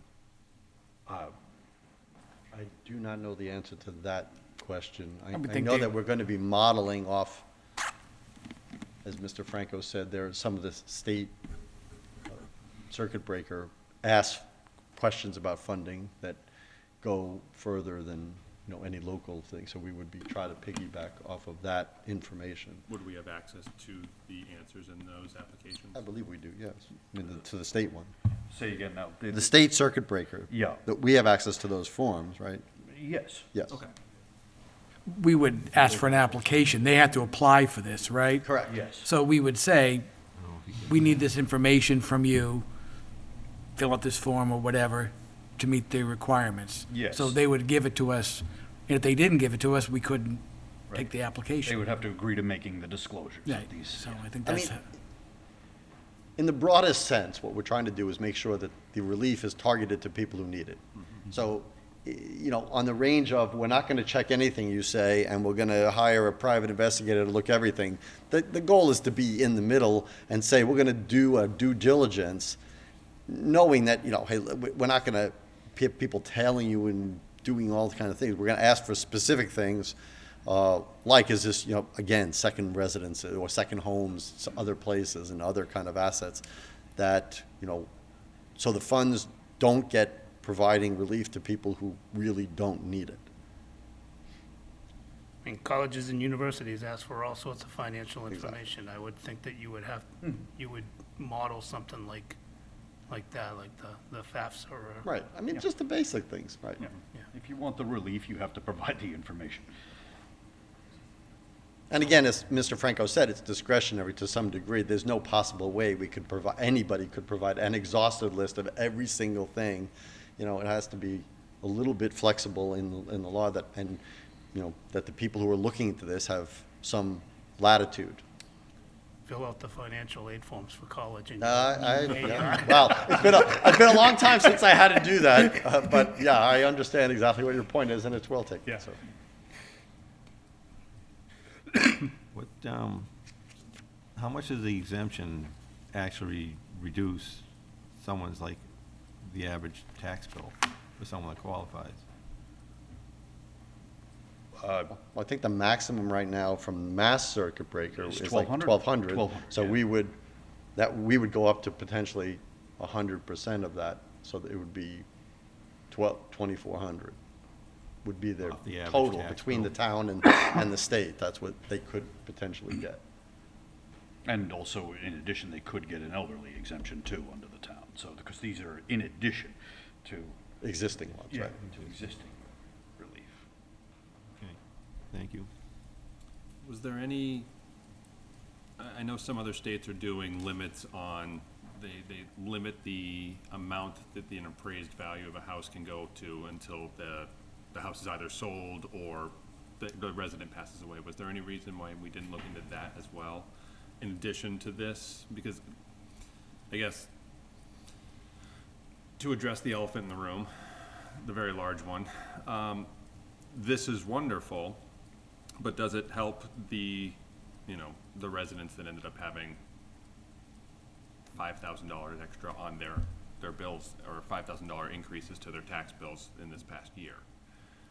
Whereas if the assessment of value is limited to, it can only raise by a certain percentage per year, or it has a ceiling while the resident is in the home, then they have a limit to the amount. Oh, okay, so you're talking about changing the whole model? No, just I'm curious if you considered that in doing this, or if this is sort of step one and there are other steps down the road that you're considering. We didn't, well, because we wanted to spend our time drafting something that we think would pass the general court, we stayed within the realm of what already had been passed. What you're suggesting would be a pretty novel approach, and I don't think any town, to my knowledge, has passed anything where Not in you, Massachusetts. not right, that you would limit, hey, if you fit these criteria, your taxes can't go up by more than this amount. That was not something we contemplated beyond, maybe it was touched on in the first discussion, but we didn't get anywhere near that, because that would be, I think we would really lengthen the amount of time and explanations we would need to give and how it would work, because then we would be getting into deep inside a lot of the tax assessment systems. This is a post-assessment that you apply this at that point, so no, we didn't. I think what you're asking is something like your own personal Prop 2.5 with some other percentage, essentially. I guess it varies state to state. I think there's 13 states in the country that currently have elderly limits on some form of an elder. I think Rhode Island's the closest one to us that has it. But it's not necessarily, I guess in some states, yes, it is a version of a Prop 2.5, an individualized Prop 2.5. In other states, it says, once you've hit these criteria, your house is set at $500,000 and it will not increase in value as an appraisal until it is sold. Right. And at that point, then the taxes are made back up by the sale of the house. I'm familiar with those, and, you know, there were other ideas that people did come to us with that we discussed briefly, which is basically putting in that model that would put a lien on so much of the taxes, and it would just accrue in a lien, and then when it gets sold, whoever sold it, that would be paid back. Yep.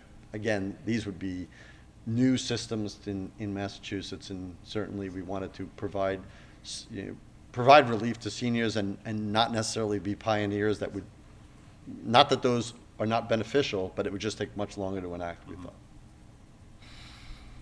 Okay. Thank you very much for the explanation, and good luck at town meeting. Yep. This is going to be a tough one to, Thank you very much for. very difficult to explain. Well, again, there's many seniors, and this came up for many years, so I will comment that I know seniors who've been asking for this for over 10 years, and I'm glad that we were able to get to a point where we were able to get to here, and for those people who feel for those people who've lived here their whole lives or a large part of their lives and don't want to get priced out, to give some relief. It doesn't eliminate their taxes. It just kind of gives them a monetary break on them, a reduction on them. So it really does assist with a substantial part of the population. Did select board vote on this yet, to recommend or not? I think we You said have a couple the waivers. verbal support of the rest of the board.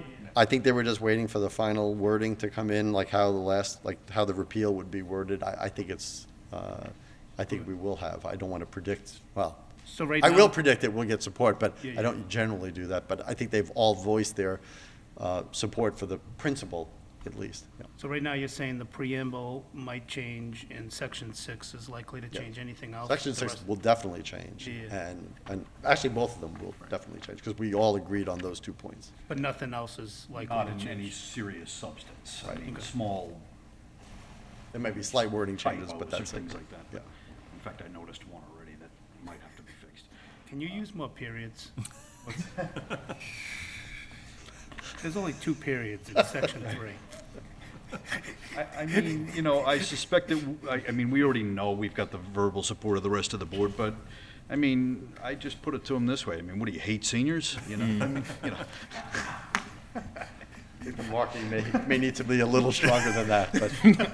From a financial standpoint, though, getting back to what our task is, this is effectively a level fund.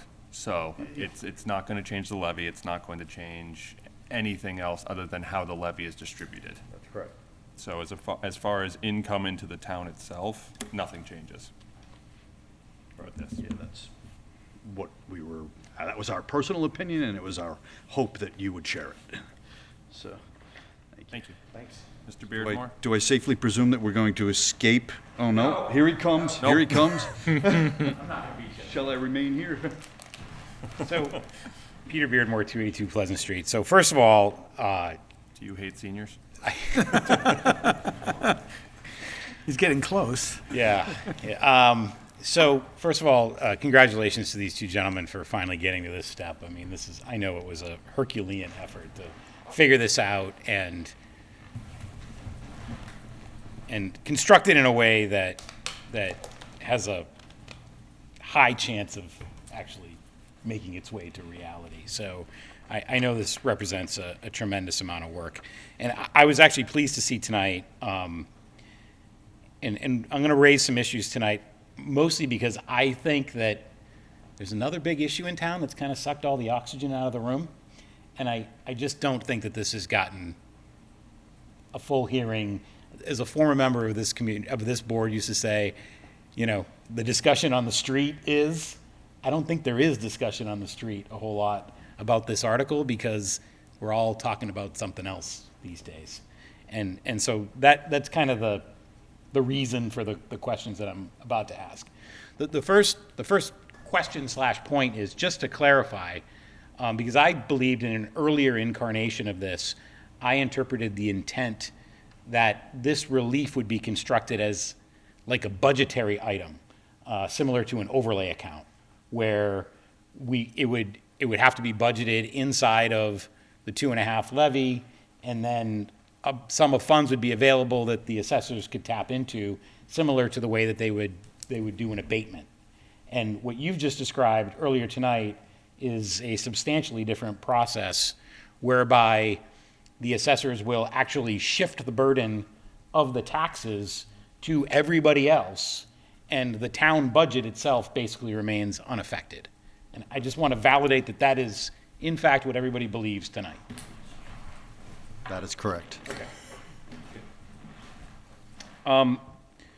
So I would encourage the members of this committee and the people at home to read the qualifications for the Massachusetts Circuit Breaker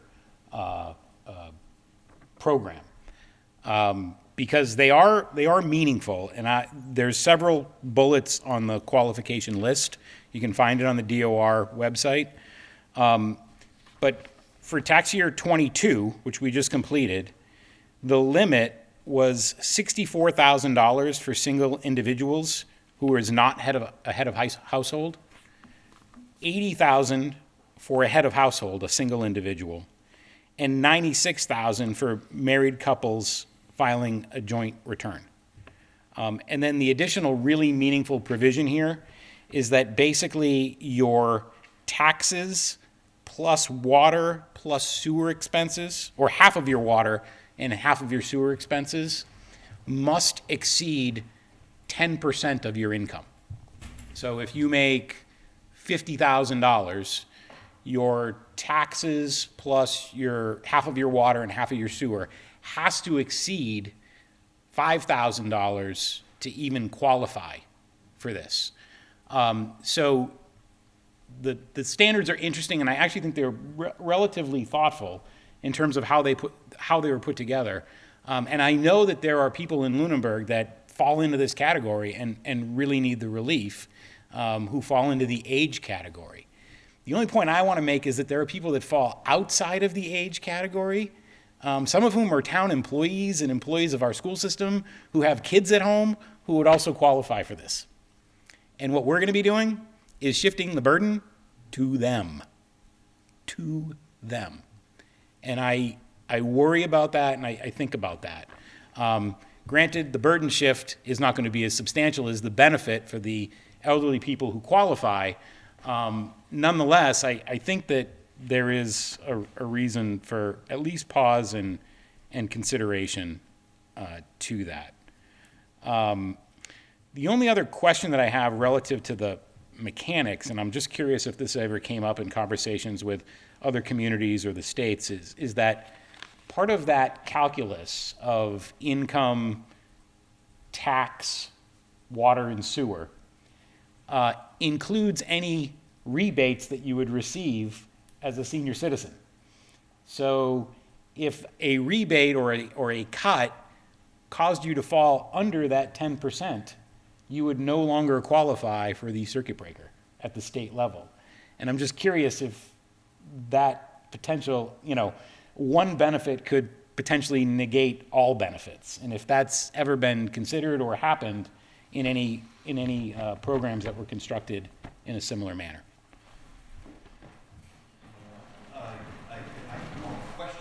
Well, let me answer the way I understand it. I will say that, as with any new program, that particular issue, let me address this question directly first. That did not come up, and we did not ask any other community that particular question. But obviously there's going to be a substantial amount of complexity in implementing this, and because of that, there's going to be circumstances that come up that there's no way anybody could have thought, well, what happens if these three things happen in conjunction? So we want to get started with the program, and then if something so egregious comes up that we need to tweak it, if we have to ask for that change from special legislation or something, we'll do that. And we hope there's nothing that comes out, but there's probably a lot of situations that could happen that, sitting in a room thinking about the plan, you couldn't possibly anticipate, especially with something that involves so many different areas of investigation and reporting and effects on other people. So I take what you're saying, and no, the answer, we didn't consider that particular example. Your analysis there sparked a question for me. So you have a rebate, but you could, I assume you could elect not to accept that rebate. In other words, just elect your available remedies, I would imagine. So, now, if you have any more negative stuff to say, table it, all right?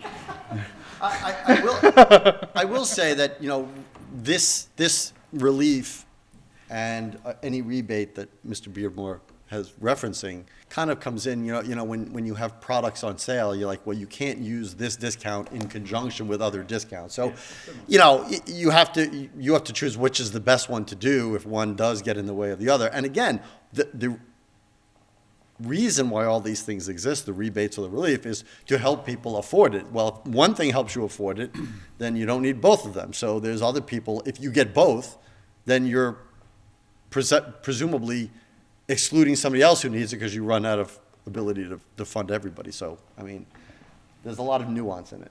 I understand your point, and I'm not arguing against it.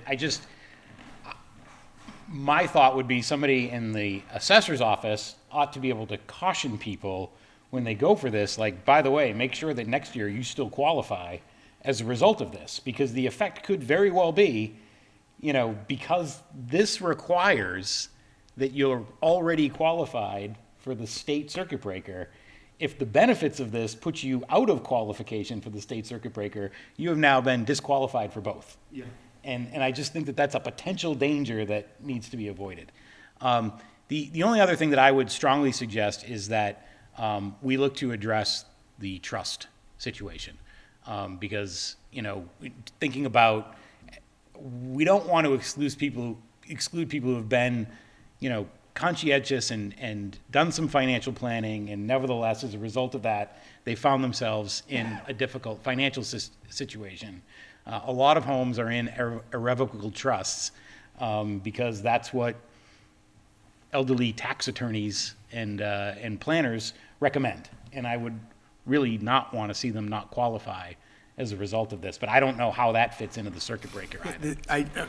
Because you had mentioned the circuit breaker thing, I looked it up on thing, and there is a section, if you're a principal resident, it's held in a trust, and it gives you it will allow it. So I'm assuming That was what I was about to say. So whatever that form, thank you for looking that up, Mr. Gray. Whatever that form says, that's what we're trying to follow. We are not trying to invent, to reinvent mechanisms to qualify. The state, as you mentioned, they have a very thoughtful process. So if they allow it, my guess would be that we would allow it as well, because we just want to try to follow the same kind of requirements. Thank you.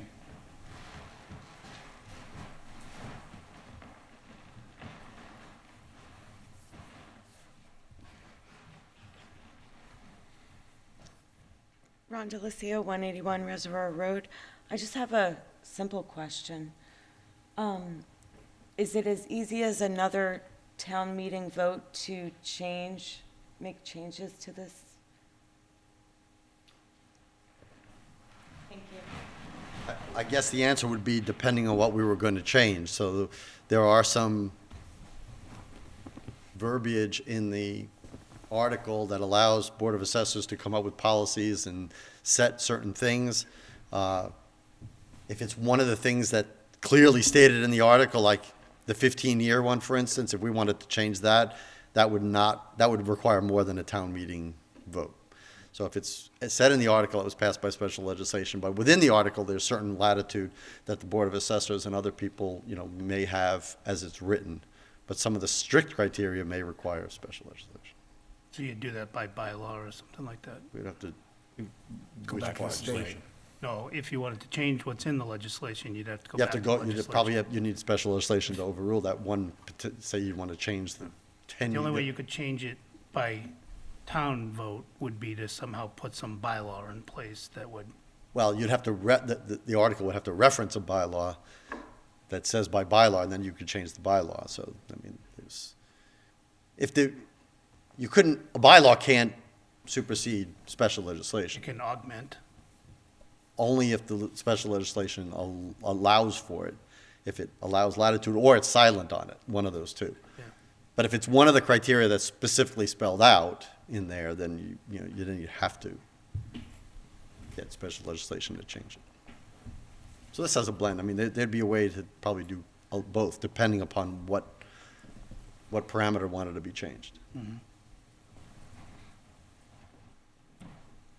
Just one comment to no, not to you, to Mr. Beardmore's comment about families that may also be in similar situation. There are other programs like WIC and other kinds of programs that are geared towards families. It doesn't seem like there's many that are geared towards senior that, are on fixed incomes potentially and at risk of losing homes and that sort of thing, so. I understand your point, but. Thank you very much. All right.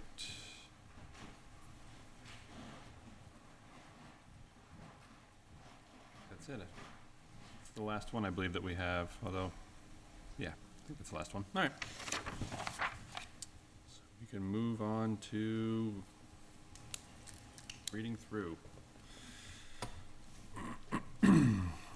All right, so just for a kind of an overview again. Do we have anyone on We the have call that?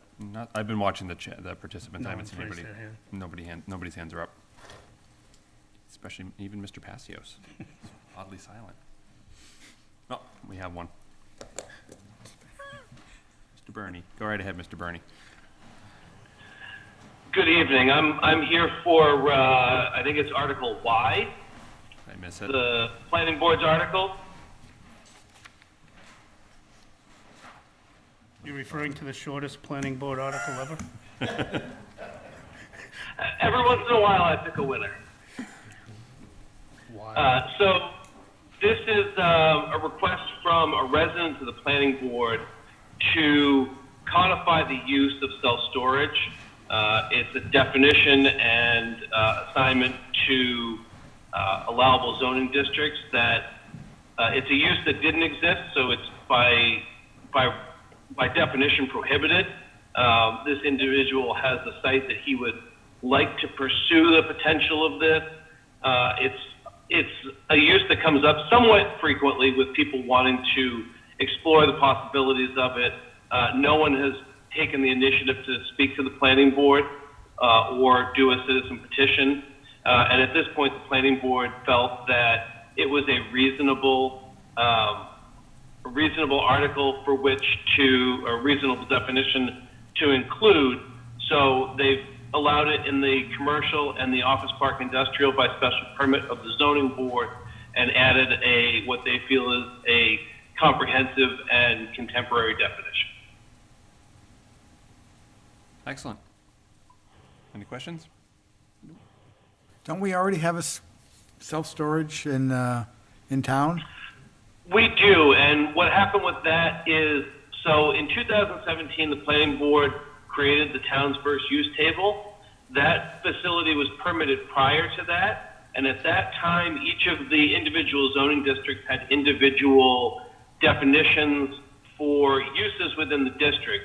And self-storage wasn't defined, but the commercial district had some language at the end that said, or other uses as deemed similar by the building commissioner, which is really a poor way to regulate because it gives a position that has people that may move through it the ability to make a subjective judgment call on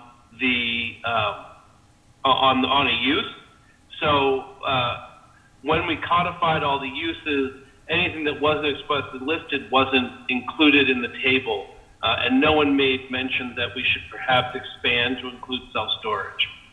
So that's the story of how we have one that isn't defined in our use table. Thank you.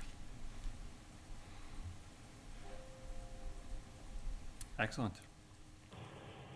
Thank you for sticking around for 2 hours and 15 minutes. You're welcome. You all have a good night. Good night, Adam. Thanks. All right, now moving on to the read through and vote. So we have a number of options when it comes to motions. The idea here is to read through the motion and then we get to decide whether or not we want to take action on it. I would entertain motions for recommending approval, for recommending disapproval, recommending approval meaning that we recommend that the town votes for the article as is, recommending disapproval meaning that we disagree with the amendment and we recommend the town also declines to enact or adopt the warrant article, and then we can vote to defer, which at this point, we have the option to defer to our next public hearing, which is scheduled, I believe, for April 20th. Yep, April 20th. And if we defer at that point, we can just defer to the floor at town meeting. After a motion's made and seconded, we'll just have discussion about them, we'll vote, and then if it ends up being, well, depending upon how the votes go, we may end up having to do a second vote if we want to change how we vote. If we recommend approval and then it's defeated, we may want to recommend disapproval at that point, so. We also have no financial Oh, impact. that's right. Then there's the big one of no direct financial impact. That's the fourth one. All right. So, warrant Article A, to see if the town will vote to hear and/or accept the regular written reports of the town officers and committees or take any action, any other action relative thereto submitted by the town manager. So I believe there's no direct financial impact. Is that a motion? I move to recommend approval of Article A as presented. I would change that. Do you want to amend? So for Sorry, this what? one, so if there is a if there's a direct number that's relative to the budget itself, that's when we would vote to either defer, recommend approval, or disapproval. If it is completely, if it's a non-moneyed item, if it's completely separate from the budget itself, then we will usually find no direct financial impact. Okay, so I So there's just no move to recommend no direct financial impact for Article A. Right? Second. Any discussion? Any public comment? Seeing none. Article A, all those in favor of finding no direct financial impact? Aye. Aye. Those opposed? We are unanimous. Article B, to see if the town will vote to authorize revolving funds for various departments, boards, committees, agencies, or officers pursuant to Mass General Law, Chapter 44, Section 53E and 1/2 for the fiscal year beginning July 1st, 2023, to be expended in accordance with the bylaw heretofore approved, or to take any other action relative thereto submitted by the town manager. And listed are the funds. I'd make a motion that we recommend approval. Second? Any discussion? Public comment discussion. All right, we have a recommendation of approval. All those in favor? Aye. Aye. Those opposed? All right, we are unanimous. Article C. To see if the town will vote to raise and appropriate or transfer from available funds a sum of money for payment of prior year's expenses or to take any other action relative thereto submitted by the town manager. We don't have a number for this one yet. I don't think we have any, right? It's usually under 1,000. So is this going to be passed over? Right now. As of this point? Okay. I would just not make a recommendation. We still have to do at least a vote on it. We could vote to, a vote to defer at least allows us to not have to worry about it. I think in the record, we actually have to vote on it, though. We can defer it till town meeting. Right. I recommend I make a motion that we defer it to town meeting. Second. Any discussion? Any public comment? All those in favor of deferring? Aye. Aye. Those opposed? We are unanimous. Article D. To see if the town will vote to transfer from available funds all sums of money necessary to amend the amounts voted for the town's FY 2023 budget under Article 8 of the May 7th, 2022 annual town meeting and Article 1 of the November 15th, 2022 special town meeting, or take any other action relative thereto submitted by the town manager.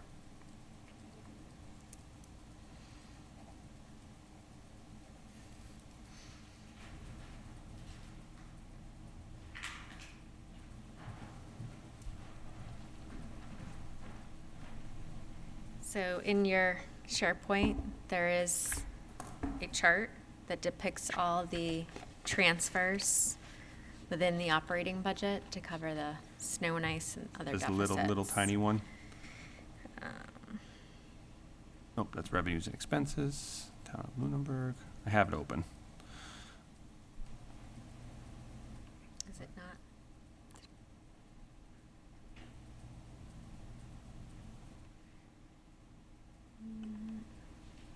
Adjustments from preliminary budget to recommended budget. No. I just opened the ones that were put in there. Oh, maybe I'm, FY '23 budget adjustments? Oh, FY '23 budget adjustments, Got it. F5623. yep, opening it now. So the finance director put this together after reviewing all the surpluses within the budget and the projected deficits for that. So there's a combination of accounts. It's in the root folder. Documents. It is called FY '23 budget adjustments dated 5/6/23. Do you want me to go through line by line? Sure. Do you want to share it? I have it up right now. Okay, sorry. So the first would be a transfer from the workers' compensation line of $25,377.77. A transfer of $14,229.73 from the technology department. A transfer of $75,000 from the reserve fund. A transfer of $33,184 from the police lockup. Transfer of $4,000 from the injury leave line. Transfer of $15,853.80 from the radio watch line, and a transfer of $30,922.80 from the veterans benefit line. And these would be to cover deficits of $38,046 in the recycling program line that's in the operating budget, $63,576.68 in the health insurance line, and $96,991.92 in snow removal.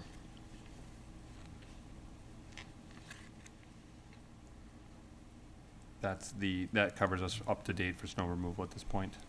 Yes. Okay. So subject And to it- potential change. if we Yes, get but some I horrible think anything from here on out, we'd be able to cover with end of the year, like, within.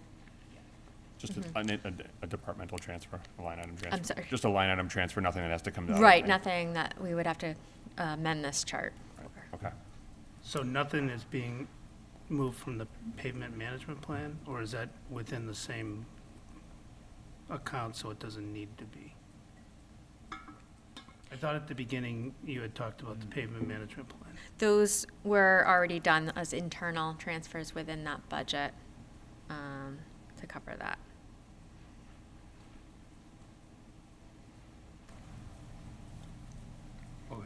This is to cover the deficits of those three bottom ones.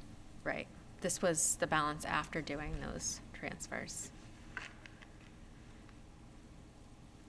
So Karen, do you have those numbers? Wasn't the snow removal budget, 400, around 400. What was the total? The deficit that we were covering was $396,000 and some change. This takes care of $96,000 of that, and then there were transfers that were done from the highway labor account and the general highway maintenance account pavement management monies into snow removal to make up for that difference. Let me see, I might, sure I have the dollars here someplace. So the 350,000 was the budgeted snow removal?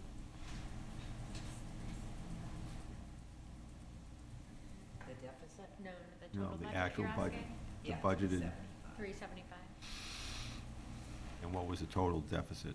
Or what is the total deficit as of now? The number that you used was 396. Is the deficit, yes. So this says 350,000 for snow removal on this chart. Yeah, that's what I'm asking. Why? Was that the budgeted amount for '23? That's one line. Let me look.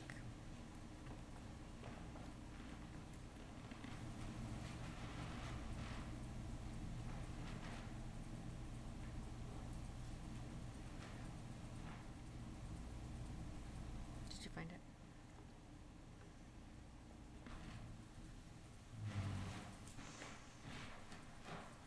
So there was a total of about, I don't have so there was 61,549.35 transferred from pavement management into snow removal overtime. There was $175,686.87 transferred from the pavement management line into the contracted services line in snow removal. And then, there were funds that were transferred out of the highway labor account. There was, 590904 in the director salaries line that isn't needed because, the amount that was originally appropriated in that budget was the former DPW director's salary. So there was a surplus in that line of 5,909.04. And because of vacant positions in the highway laborer's salary line, there was a surplus of 57,301.68 that was transferred to snow removal contracted services. So with the internal transfers and the money that is being transferred in the FY '23 budget adjustment, we were able to cover $396,000 and some change of the snow, which is the estimated snow removal deficit as of this point in time. So it was all done, a lot of it was done internally through the DPW budgets, and the balance is being done with the budget adjustment article at the annual town meeting.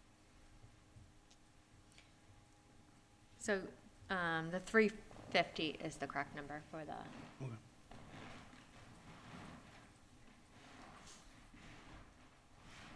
Can you email us that breakdown, Karen? the one that Karen read? Yeah, would you Yes. just- please, thank you. Mhm.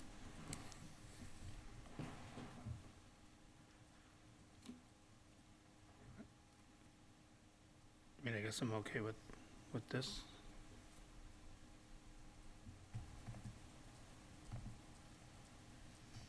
So I would make a motion to recommend approval of Article D. Second.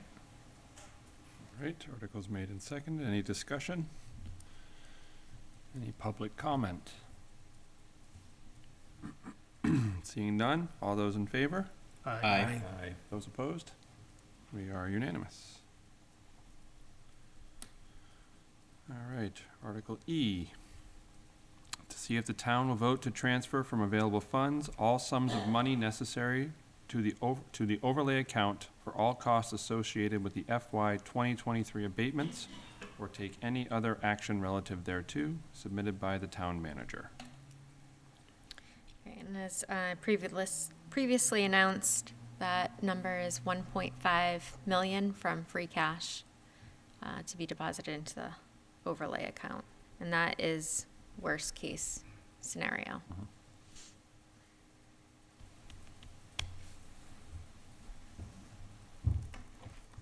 I would move to recommend approval of item E for $1.5 million from free cash. Second. Any discussion?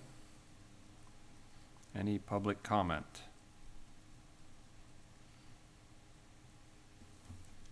Seeing none, all those in favor?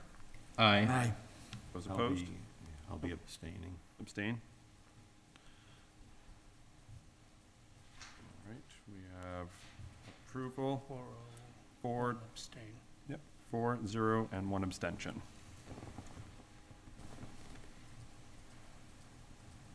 Letter F, to see if the town will vote to raise and appropriate, borrow, or transfer from available funds a sum of money for the FY 2024 capital plan as appearing in the Capital Planning Committee report, or take any other action relative thereto, submitted by the town manager.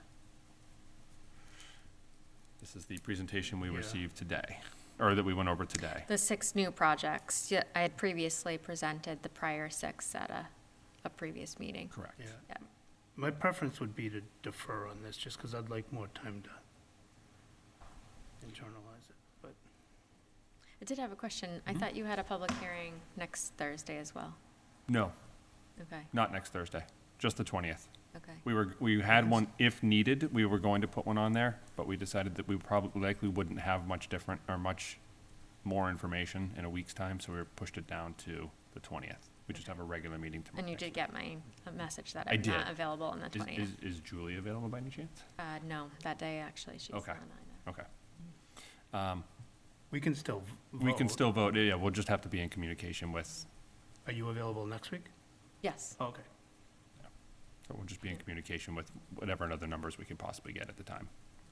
Well, do we foresee any numbers not being available as of next week that would necessitate a public hearing? The only possible one would be the fire union agreement. Which we could simply defer. I would just defer. Yeah, the only purpose for that second public hearing was just in case we needed to. In case there was legitimate things to. Correct. Yeah, that didn't have a public hearing prior to that. Okay.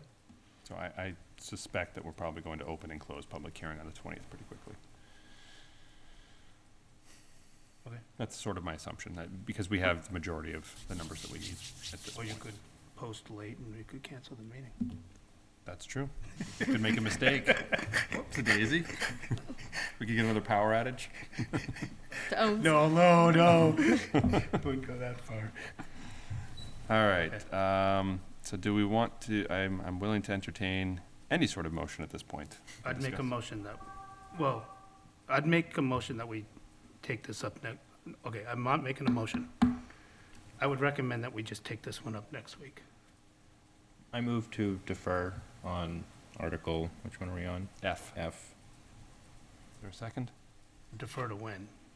to next week's meeting. Then I would say we just don't. Wasn't that your, Defer it to next week's meeting because we can't vote on it next week. Why? Gotta be in a public. It has to be in a public hearing. Oh, it doesn't. oh, so The the votes 20th then? don't, the information, public hearings are for the content of We new don't have to, we don't have to information hold the and- vote in yeah, a public hearing it's- setting? Okay, No, yeah. then we can push. So to the 6th? Yeah, I don't think we need to make a motion to take it up next week. No, we just have to vote to defer. Okay, I don't think we do, but, okay, whatever. I think I made the motion though, right? Is my motion Yeah, good for that? You made a motion. Yep, we just need a Okay. second. Second. Any discussion? Any public comment? All right, so as I understand the motion, it is just to defer a vote on this to a future meeting, not a specific meeting. Sure. At this Yeah. point, we only have 2 up and coming ones, so, all right, those in favor? Aye. Aye. Aye. Those opposed? We are unanimous. Flying through. G, to see if the town will vote to raise and appropriate or transfer from available funds a sum of money to defray the charges and expenses of the town for FY 2024 and to fix the salaries and compensation of all elected officials of the town and any other items included in the budget of the town manager, or to take any other action thereto, submitted by the town manager. Right. So you have all the budget numbers in different formats. So you have the line item detail budget, you have the summary sheet, the revenue expense sheet, which details the omnibus budget, as well as all the other sources that are transferred to the omnibus budget. such as the sewer enterprise fund revenues that need to cover their debt and indirect cost, funds from the MSBA debt to cover that debt, the artificial turf revolving fund, PEG access fund for their indirects, and water betterment revenue, and the rest is all within the omnibus total. Any questions regarding this one? It's pretty straightforward. Entertain a motion? I would recommend I move that we recommend approval of item G. Second. Any discussion? Any public comment? All right, all those in favor of recommending approval? Aye. Aye. Opposed? We are unanimous, 5-0. Article H is being removed, I believe. That's, yes, the board, select board takes a final vote on the warrant on Tuesday. Mhm. So that would be one that we've discussed to be removed, but they'll take formal action on Tuesday. Do we need to vote on that one, just in case? No. Okay. Since it is still in the warrant at this point, though, and the warrant that we're looking at and voting on, We could just defer. we could just, I think, that's kind of what I'm getting at, is do we just defer and, whoops, it's not there anymore? I make a motion that we recommend deferral of item H. Second. Any discussion? Any public comment? Right, those in favor of recommending deferral? Aye. Aye. Those opposed? We are unanimous. Letter I. To see if the town will vote to raise and appropriate or transfer from available funds a sum of money to fund the first year of the FY '24 to FY '26 collective bargaining agreement dated July 1st, 2023 through June 30th, 2026 with the Lunenburg Professional Firefighters, PFFM Local 5369, or take any other action relative thereto, submitted by the town manager. And this one, we're still in negotiation, so I don't have any figures for you. Entertain a motion? I'll make a motion that we recommend deferral of item I. Second. Discussion? Any public comment? Those in favor of recommending deferral? Aye. Aye. Those opposed? Right. J. To see if the town will vote to raise and appropriate or transfer from available funds a sum of money to the stabilization fund or to take any other action relative thereto, submitted by the town manager. In this, I'm recommending $100,000 from free cash to be deposited in the stabilization fund.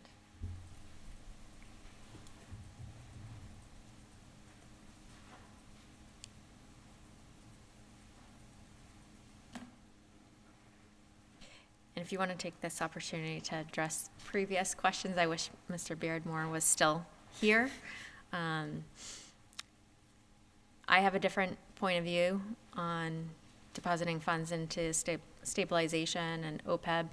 I think the town has set itself up to be in a very good financial position, especially as we're leading into an unstable economy, inflation years. We just spoke of tonight escalating costs in health insurance, which is addressed through the OPEB trust fund. We are looking at future years of borrowing, so having good financial reserves is something that we're going to need when we go out to bond for borrowing. So that's my opinion on that. Special Purpose Stabilization Fund, I did a just quick review. We can put together a more visual depiction of this. These are all figures that come from request. So we have just from fire department alone, going out to fiscal 32, there is $2,996,847 in equipment costs. And that's essentially 3 large items for those amounts. What inflation rates have you set to those? Do you have I'd have to go look at what the chief put in there for inflation rates. Okay. Yeah. Are those just based on 5-year, 10-year plans, or are those This actually is capital? we go out 10 years, even though the charter says 5. Okay. So we have, if we deposit this 250,000 into the special purpose stabilization account, we'll have $2,162,808.09. If we include other items such as DPW trucks that cost $200,000 or more, or large pieces of equipment, that number goes up to $4,496,847 by 32. So if we look at depositing $250,000 a year, that wouldn't be sufficient to achieve that goal. And I think a depiction of deposits and when those expenditures are made would be useful, because you're not going to deposit money in the same year that you're taking a huge draw on that account as well. So, I think that would be very useful for the town. but I still would recommend that. I think this article is needed. Do you think it would be prudent to have it into our, I don't know whether it would go into the bylaws, but into our sort of general purpose to actually have a level that we put into stabilization funds on a yearly basis? We have a policy. The policy isn't a requirement. It's not a requirement. We do have a policy. We meet our policy standards. Our cap in our policy is 10%. We are right there with this deposit. I looked online, Karen, and I conferred quickly. So the Municipal Modernization Act, which happened, eliminated all statutory caps on deposits and balances and stabilization account. So we have been undergoing, and Karen's been working on this. We had a community compact grant that we received in the last couple of years to do a financial trend monitoring system. So these are all indicators of how well you're doing financially. We'll look at OPEB, what you're depositing, what your free cash numbers are annually, your stabilization balances, and preliminary draft report based on that is our stabilization is favorable. So these are all indicators, again, that when we go out to borrow, these are things that they're going to look at. I suppose my question is that I don't foresee that you're planning to spend the next 80 years here.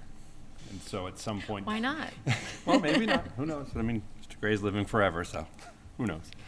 I guess, and this may be more towards the select board as well, would it be prudent to have something because we are, I believe, in solid financial standing as a result of these policies that are in place. But again, a policy is not necessarily mandated.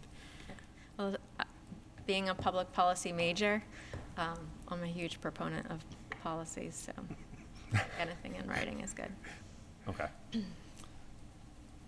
you want to add? Feel free. I was waiting for public comment.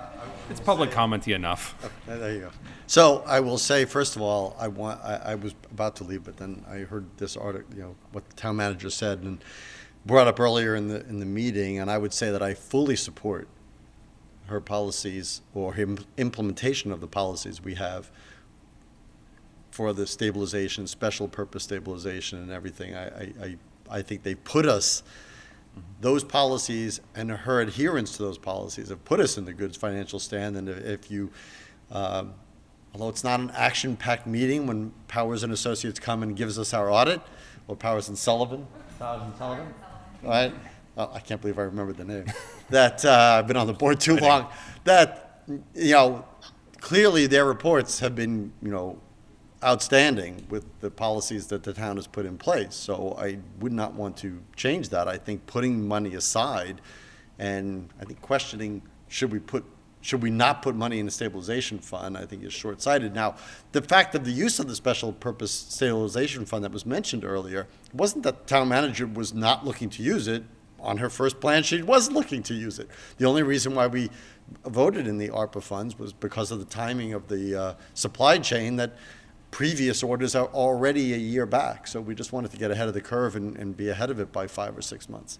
But I think all those policies are excellent. Now, as far as the policy versus a mandate, you don't want mandates. Mandates, in my opinion, hamstring you in times that are emergency times. Like things that are outside of the norm, it restricts your flexibility. But when you have a policy, boards like, committees like yourself and boards like the select board and town meeting should pay close attention. When people don't pay attention to the policy, there better be a good reason, and they should be voted down unless there is a really good emergency reason. Otherwise, I think the policies, from my standpoint, and I think I heard that from the town manager, basically they are mandates. Even though they're not legal mandates, they're procedural mandates, because that's what keeps us in a good position. So I just wanted to say that I fully support the town manager's plan in implementing this, and they have a proven track record. So. Agreed. Thank you. And please don't ask the town manager how long she's going to stay. We won't want to open She that said can 80 of worms. years. I see. What? She just said it. It's on the record. Okay, It's done. good.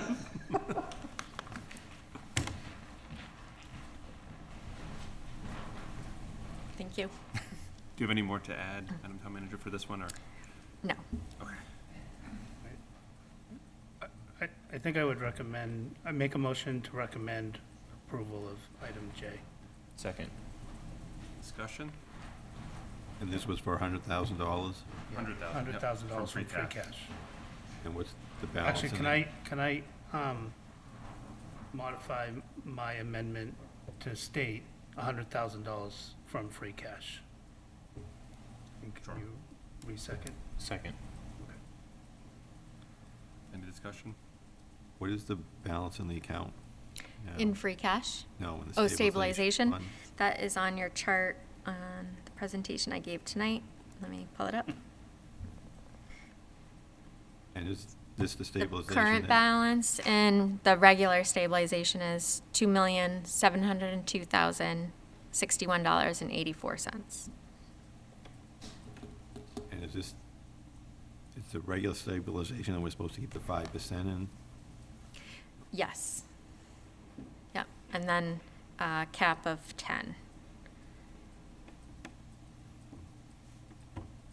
Sufficient? Okay. Any public comment? Seeing none. Peter's not home yet. That's exactly.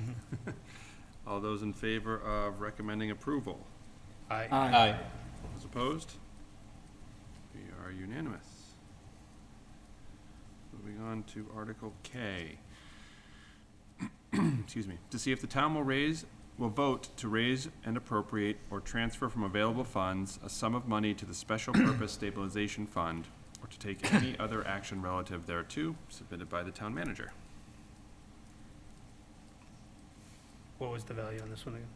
The account balance, No, what was? how much? 250,000 from free cash. And it's 2 million in that account, right? $1,912,808. It would bring it to over 2. Yeah. Yeah, so, For a little while, until we get later on in the. so I do agree with the idea that we should stick to policy, and for that reason, I would say, I make a motion to recommend approval of item K for $250,000 from free cash. Second. Right, any discussion? Any public comment? Mr. Passios is unmuted. Yes, Mr. Passios, there you are. Yes, good evening. Dave Passios, 56 Whiting Street. I'd just like to agree with the previous comments that were made in regards to both this article and the one before. And again, Mr. Alonso mentioned that in the first iteration, of funding for the capital plan. There was almost $1 million that was going to be drawn from the Special Purpose Stabilization Fund. If we had not had ARPA funds this year to apply towards those 3 large items, we would be pulling close to $1 million out of this account. And it's great that we don't have to do that based on being able to use the ARPA funds and, you know, pay forward for the big items that are coming up the road. Thank you. Thank you. All right, motion's made and seconded to recommend approval to move $250,000 from free cash. All those in favor? Aye. Aye. Those opposed? We are unanimous. Item L, to see if the town will vote to raise and appropriate or transfer from available funds a sum of money into the OPEB trust fund that was created at the November 10th, 2010 special town meeting, or take any other action relative thereto, submitted by the town manager. Okay, and that number is $282,855 from free cash. That's following our policy, 10% of our certified free cash amount. All right, I'll make a motion that we recommend approval of item L for $282,855 from free cash. Second. Motion's made and seconded. Any discussion? What's the balance of that account? Toggling back and forth. It is $985,291. And that's separate from the sewer account. 51 million to go. Yeah, yeah. Yeah. Any comments from, or questions, anything from public comment? Any public comment? There we go. Yeah, Mr. Chair, the number came from the background there a minute ago that I was going to ask for. Thank you very much. I guess just by way of comment, I do think we have, like I said, a policy on this. I think we should adhere to the policy. If anyone thinks that the policy should be rethought, then I think we should have those discussions throughout the year and then apply it in next year. But given no other compelling reason, you know, I would recommend approval.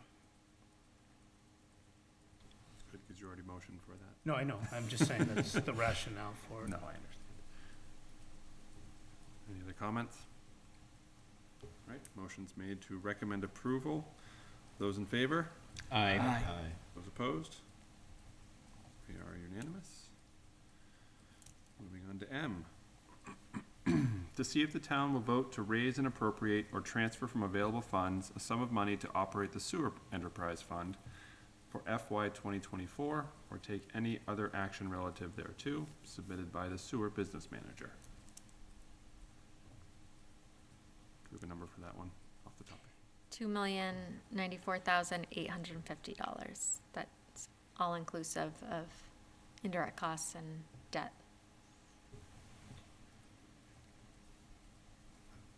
I would make a motion to recommend approval of item M for $2,094,850. Second. Is that subject to change, that number? No, after talking with the sewer business manager, it is not. It's going to change before town meeting. Mm-hmm. Did it change because of the change in the indirects? No, they have flexibility within the budget to cover those. Oh, good. Any other discussion? Any public Yes. comment? No, go ahead. Just, there's no number in the article. Isn't it $2,094,850? Yes, We just heard, yeah. I don't think there's numbers in any article. There aren't any, there aren't any numbers in anything so far. Kind of strange, but But so I long think as that's we how can- we always do it. Well, in the booklet, Well, it will have the chart with detailing the costs. It will be, you heard from the sewer commission last week. detailing their budget, yeah. And that's why when I recommended approval, I was stating the values that go along with it. Okay. All right. Yep. Any public comment? Seeing none, motion to recommend approval. All those in favor? Aye. Aye. Those opposed? Unanimous again. Remember the year we did roll call on all these? Yeah, it was the year I started. It was over Zoom. I was in Florida. To see if the town will vote to transfer from available funds a sum of money into the sewer capital reserve stabilization fund, or take any other action relative thereto, submitted by the sewer business manager. That is $36,621 and, hold on, I'll have to grab the cents, but Say it again, what? $36,621. I'll be right.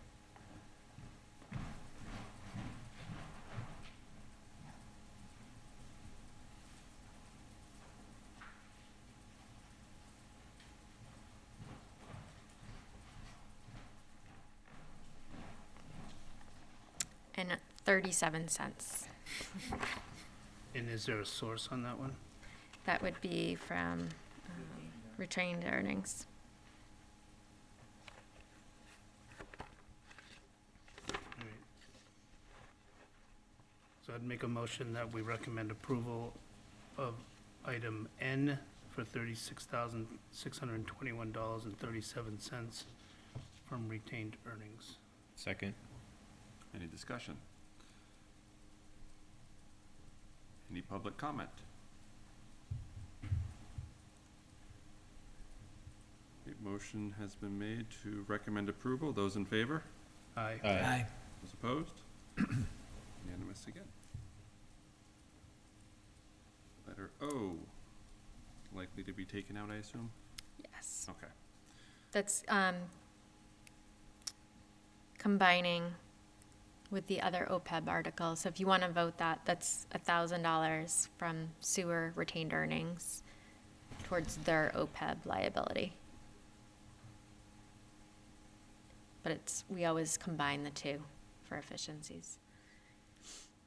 And the motion identifies both sources for which account. I would move that we, oh, do you have a question? It's going into the same account. No, they're separated out. The article itself just is combined, but when it's read, the sources are one into the town OPEB account and one into the sewer OPEB account. And financial reports, they're also separate. They're separated out. Okay, I'm going to read it real quick, just since we have it in the record. O is to see if the town will vote to transfer from available funds a sum of money into the OPEB sewer trust fund or take any other action relative thereto, submitted by the sewer business manager. Entertain a motion at least for it as it stands now. I would move that we recommend approval of item O for $1,000 from retained earnings, Sewer retained earnings. sewer retained earnings. Second. Second. Any discussion? Any public comment? All right, motion has been made and seconded to recommend approval. All those in favor? Aye. Those opposed? Unanimous?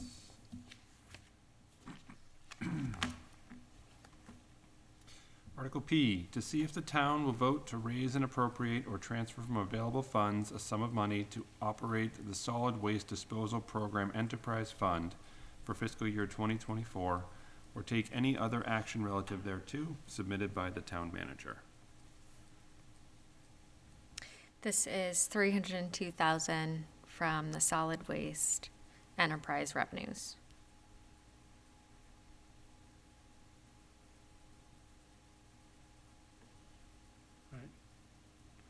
In motion?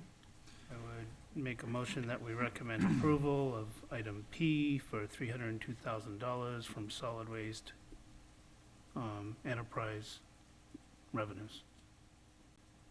Second. Any discussion? Any public comment?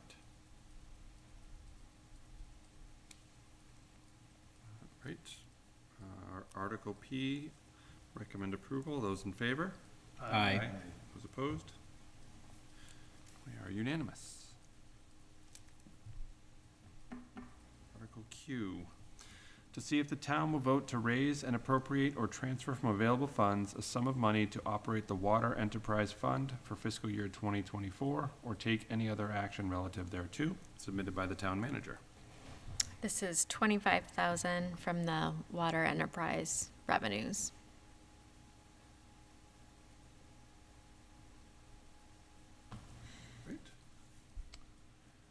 I would make a motion that we recommend approval of item Q for $25,000 from water enterprise revenues.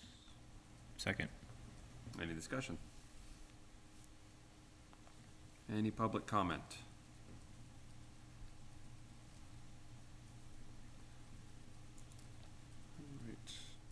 Right.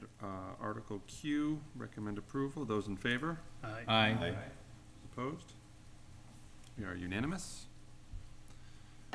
Article R, to see if the town will vote to raise and appropriate or transfer from available funds a sum of money to fund the FY 2024 Public Education Government, or PEG, Access Enterprise Operating and Capital Budgets, or to take any other action relative thereto, submitted by the PAC Committee. Okay, that number is $210,764, which includes indirect costs. Indirect costs.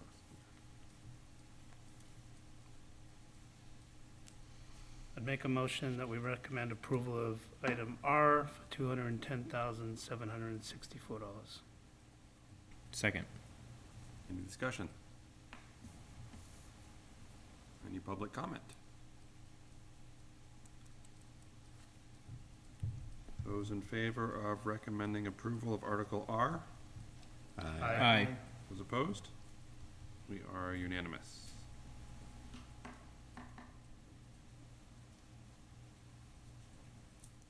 Article S, to see if the town will vote to raise and appropriate, borrow, or transfer from available funds a sum of $25,000 for consultant services to complete a survey program to inventory historic homes, I'm going to read it as is, within the town's historic district, or to take any other action relative thereto, submitted by the Historical Commission.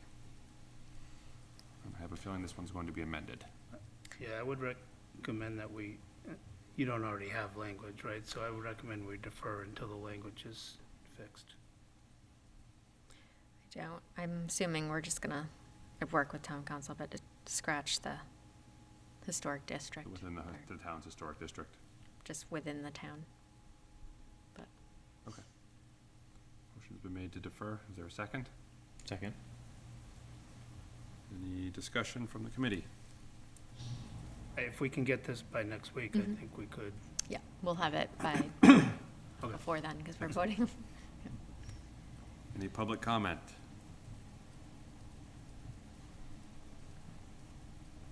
Those in favor of deferring Article S? Aye. Aye. Those opposed? We are unanimous to defer.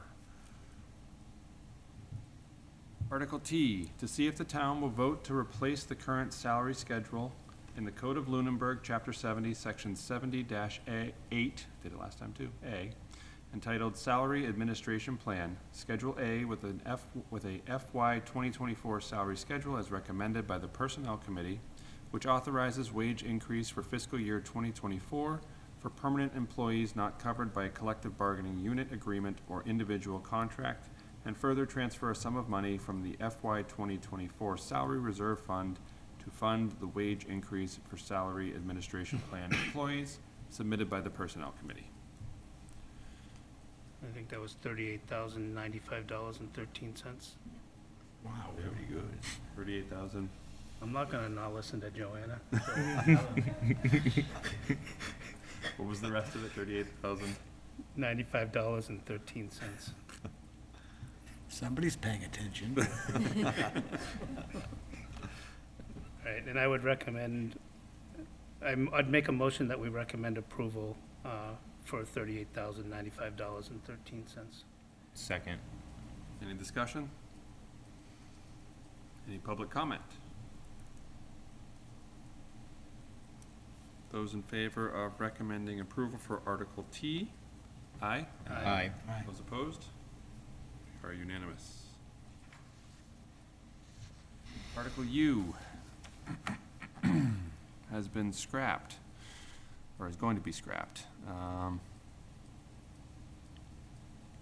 The TIF. I'll read through it just real quickly anyways. To see if the town will vote pursuant to Massachusetts General Law, Chapter 40, Section 59, and Chapter 23A, Sections 3A through 3F, and the applicable regulations thereunder. A, to approve a tax increment financing, or TIF, agreement between the town and Lufa Farms Corporation for property shown on Assessor's Map 57, Parcel 31, and located at 361 Massachusetts Avenue. The TIF agreement, which TIF agreement provides for real estate tax exemptions at the exemption rate schedules set forth therein. B, to authorize the select board to execute the TIF agreement and any documents related thereto, and to take such other actions as are necessary or appropriate to implement those documents. And C, to approve application to the Economic Assistance Coordinating Council, EACC, under the Economic Development Incentive Program for approval and designation of the Economic Opportunity Area, TIF Zone, and TIF Plan for 361 Massachusetts Avenue, or to take any other action relative thereto, submitted by the town manager. So has it been removed officially? Tuesday. Tuesday? All right, so I make a motion that we recommend deferring on item U. Second. Any discussion? Is there any particular reason why it's being pulled? They have not discussed any They still haven't gotten back negotiations. anything? Okay. They don't want it. Yeah. All right. Those in favor of recommending deferral? Aye. Aye. Those opposed? We are unanimous. I apologize, I missed public comment for that one. Is there any public comment for that one? Seeing none. Article V, to see if the town will vote to raise and appropriate, borrow, or transfer from available funds a sum of money to pay for costs to upgrade critical security infrastructure at the public safety building, or take any other action relative thereto, submitted by the town manager. So this article, they haven't officially voted to remove, but they did vote to fund this through ARPA at Okay. their last meeting. So that, All right, so it will be removed. yes. All right, so I make a motion that we recommend deferring V. Second. Any discussion? Any public comment? I guess I do have discussion to some extent, not relative to this, but this is kind of like a safety thing that kind of came up during the year, and we had ARPA funding, so, there was a means by which to fund it. If this were to come up or maybe something more serious, what funding mechanisms do you have for those kind of, The reserve fund. just the reserve fund is the way? Okay. It wouldn't come out of free cash? No, you need a town meeting vote to take it out of free cash, to fund something from free cash. And how much is in our reserve fund? 75,000. Well, that's not gonna cover that. No, I understand, and maybe that is part of my question at some point is, should we think about having a larger reserve fund for? It's a discussion. We, last year, we didn't use the reserve fund. It closed out for free cash. This year, we're using it towards the deficit. Could be used for snow and ice, which Right. we always do, so. Maybe just something for future years to put more in reserve for items like this. Right. And to cover then, at the end of the year, the transfers. Okay. Yeah, it's been this level funded amount for a long time. Any other comments? Any public comment? All right, motion to defer. Those in favor? Aye. Those opposed? Are unanimous. Article W. To see if the town will vote to authorize the select board on behalf of the town to petition the general court for the enactment of special legislation substantially as provided below, provided that the general court may reasonably vary the form and substance of the requested legislation in the scope of the general public objectives to this petition. An act authorizing the town of Lunenburg. No, just this last little bit. Object. It's 10:15 almost. An act authorizing the town of Lunenburg to establish a means-tested senior citizen property tax exemption. More below, feel free to look it up. It's all over the website. So I would say, generally speaking, I'm in favor of this, but there is wording changes going on. So I would make a motion to recommend deferral of item W. Second. Motion's made and seconded. Is there any discussion? All right, any public comment? I would say that, I mean, if we could get this ready for next week, then it would be good to be able to actually vote on it. They will definitely have section 6 reworded. And the preamble too, I'm sure. Yes. They wanted to get rid of substantially. Yes. Or substantively, not It's, substantially. yeah, currently with town council. Okay. Sorry, Jake. Yeah, but there's no actual impact on the budget. Right, there's not a financial impact with this, it's flat across. I think, yeah, but there is definitely like money associated with it, and I think it would go a long way for the finance committee to make a recommendation on this one, because it is related to the budget, Mhm. even indirectly. So that would be my recommendation, is that we, you know, if we all feel strongly to support it or not, that we do take a vote on it. Okay. I mean, you guys can disagree with me, but. We have a week to decide. All right, motion has been made and seconded to defer. Was there any public comment? Don't see any. Those in favor of deferring? Aye. Those opposed? We're unanimous to at least defer.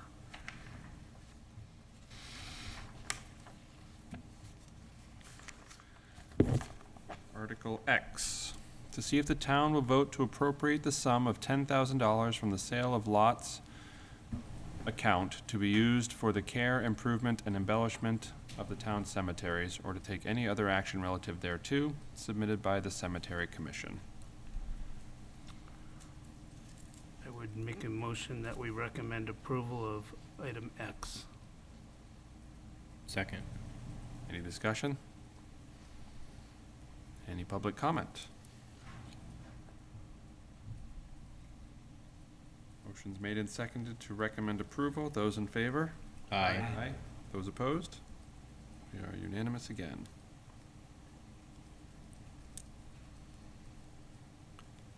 Article Y, to see if the town will vote to amend the Code of Lunenburg to modify Section 250-4.1 by inserting Section 250-4.1K 20, self-storage as shown below, or any action relative thereto.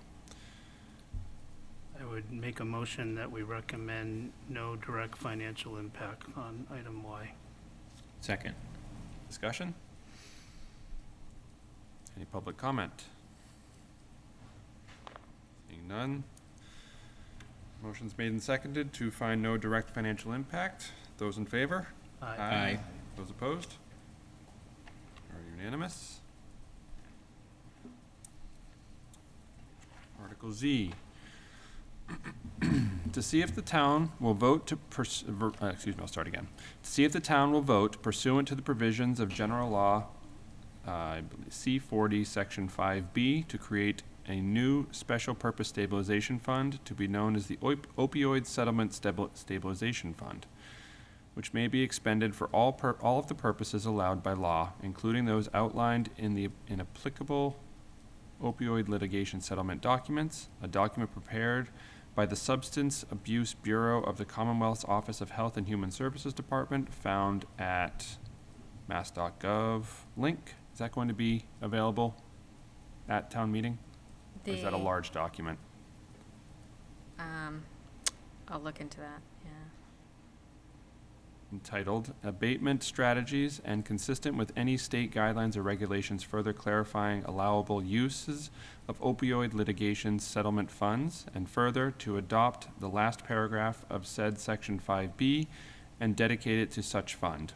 Without further appropriation, 100% of the opioid litigation settlement funds received by the town, and further to transfer from available funds a sum of money equal to that received or to be received by the town from opioid litigation settlements resulting from the town's participation in the National Opioid Multi-District Litigation into said opioid settlement stabilization fund, or take any other action relative thereto, submitted by the town manager. All right, I know you had some questions about this last week, so I did what I could from last week to now. So I don't have a complete picture for you, but I have additional information. So there's two main settlement accounts that will be receiving funds from. One is a J&J settlement, and that is approximately $76,000 in all in funding. We received $56,000 of that amount. We have received so far? $56,000 of that 76. Are we not getting there? Are we getting more? Or was the In totals? future years. Okay. These are long-term payment Got it. years out. There's another settlement where we received $28,706 so far, for a total of, in '22, we received $84,740, those two combined. Everything that I've found, the funds do have to be used towards such things as education, prevention, treatment, and harm reduction. We are required to also report on the use of these funds annually. The chief, both chiefs provided some input on possible uses that they would have in mind. I'll just read the Chief Gamel's letter, the police chief.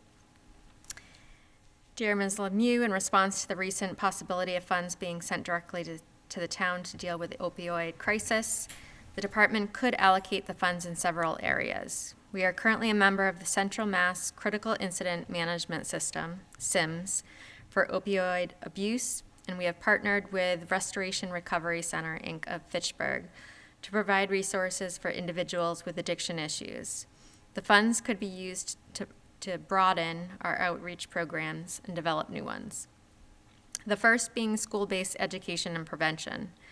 The funds would allow the school resource officer to attend training courses to develop a curriculum that focuses on middle, high school age students. These courses would be delivered during the school year to various grades from the middle school to the high school. Reaching students prior to being exposed to opioids is an important step to prevention. The more education and prevention that we can provide to younger students gives us a better chance at combating the crisis. We could also use the funds to develop adult education classes. The community outreach officer could provide seminars and/or even classes throughout the year to educate adults, whether it is relevant to the warning signs of opioid abuse within the respected households or providing them with resources.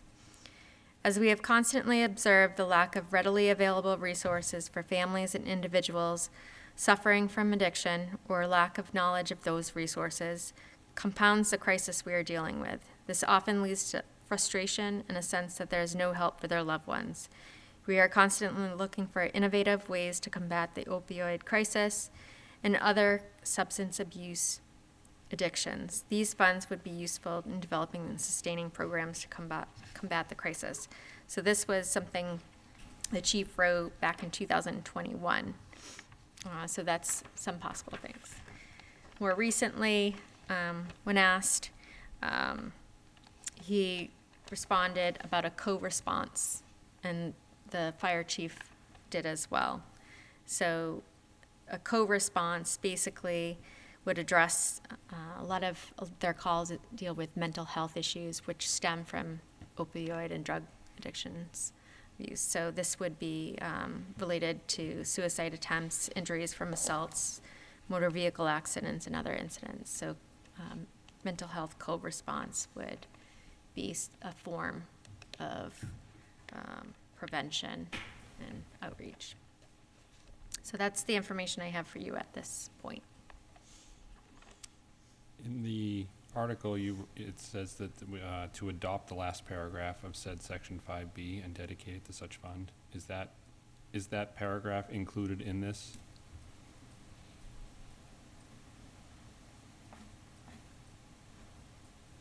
I'm sorry, what are you referring to? Which? So after the link that you provided, it is 2 lines down from that one. Further clarifying allowable uses of opioid litigation settlement funds, and further to adopt the last paragraph of said section 5B and dedicate to such fund without further appropriation. That's 5B is the special purpose stabilization. What's the last paragraph, though? What's the last paragraph? I'm just, for clarification, I guess, then. Okay.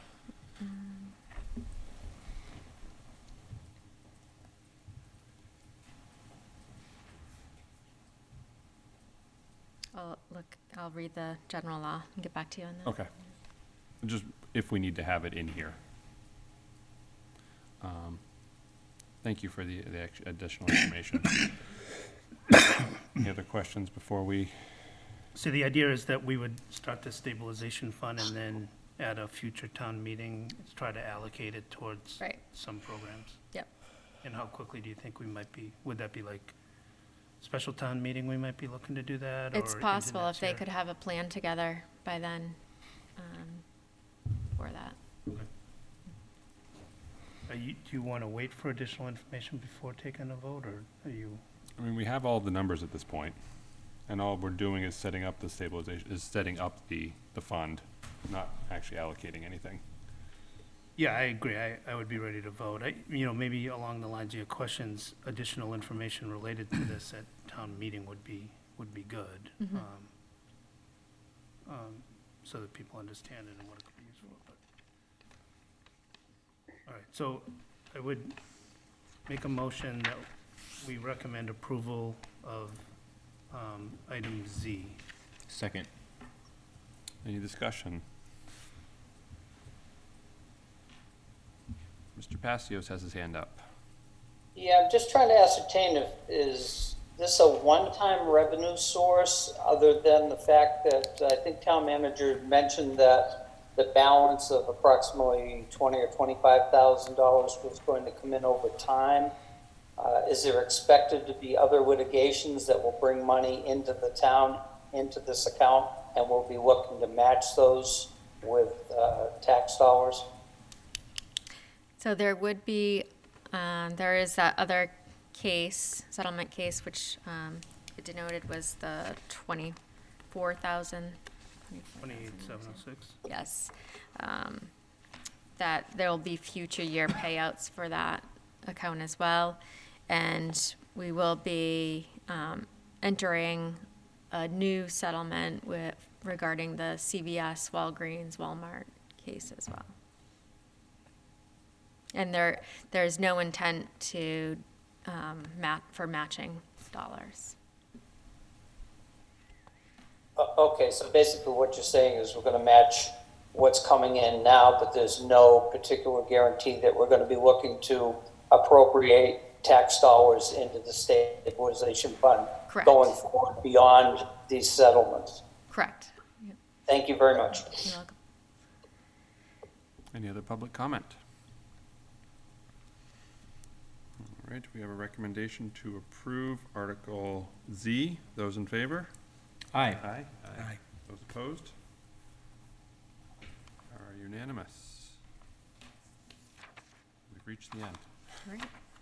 I just want to take the opportunity to one, thank all of you for everything that you put into this process, but also thank my staff, especially the finance director. She does a whole lot for putting everything together for the budget as well, and very appreciative of everyone's help. You too. Thank you very much. Thanks. It's a lot of work, I'm sure.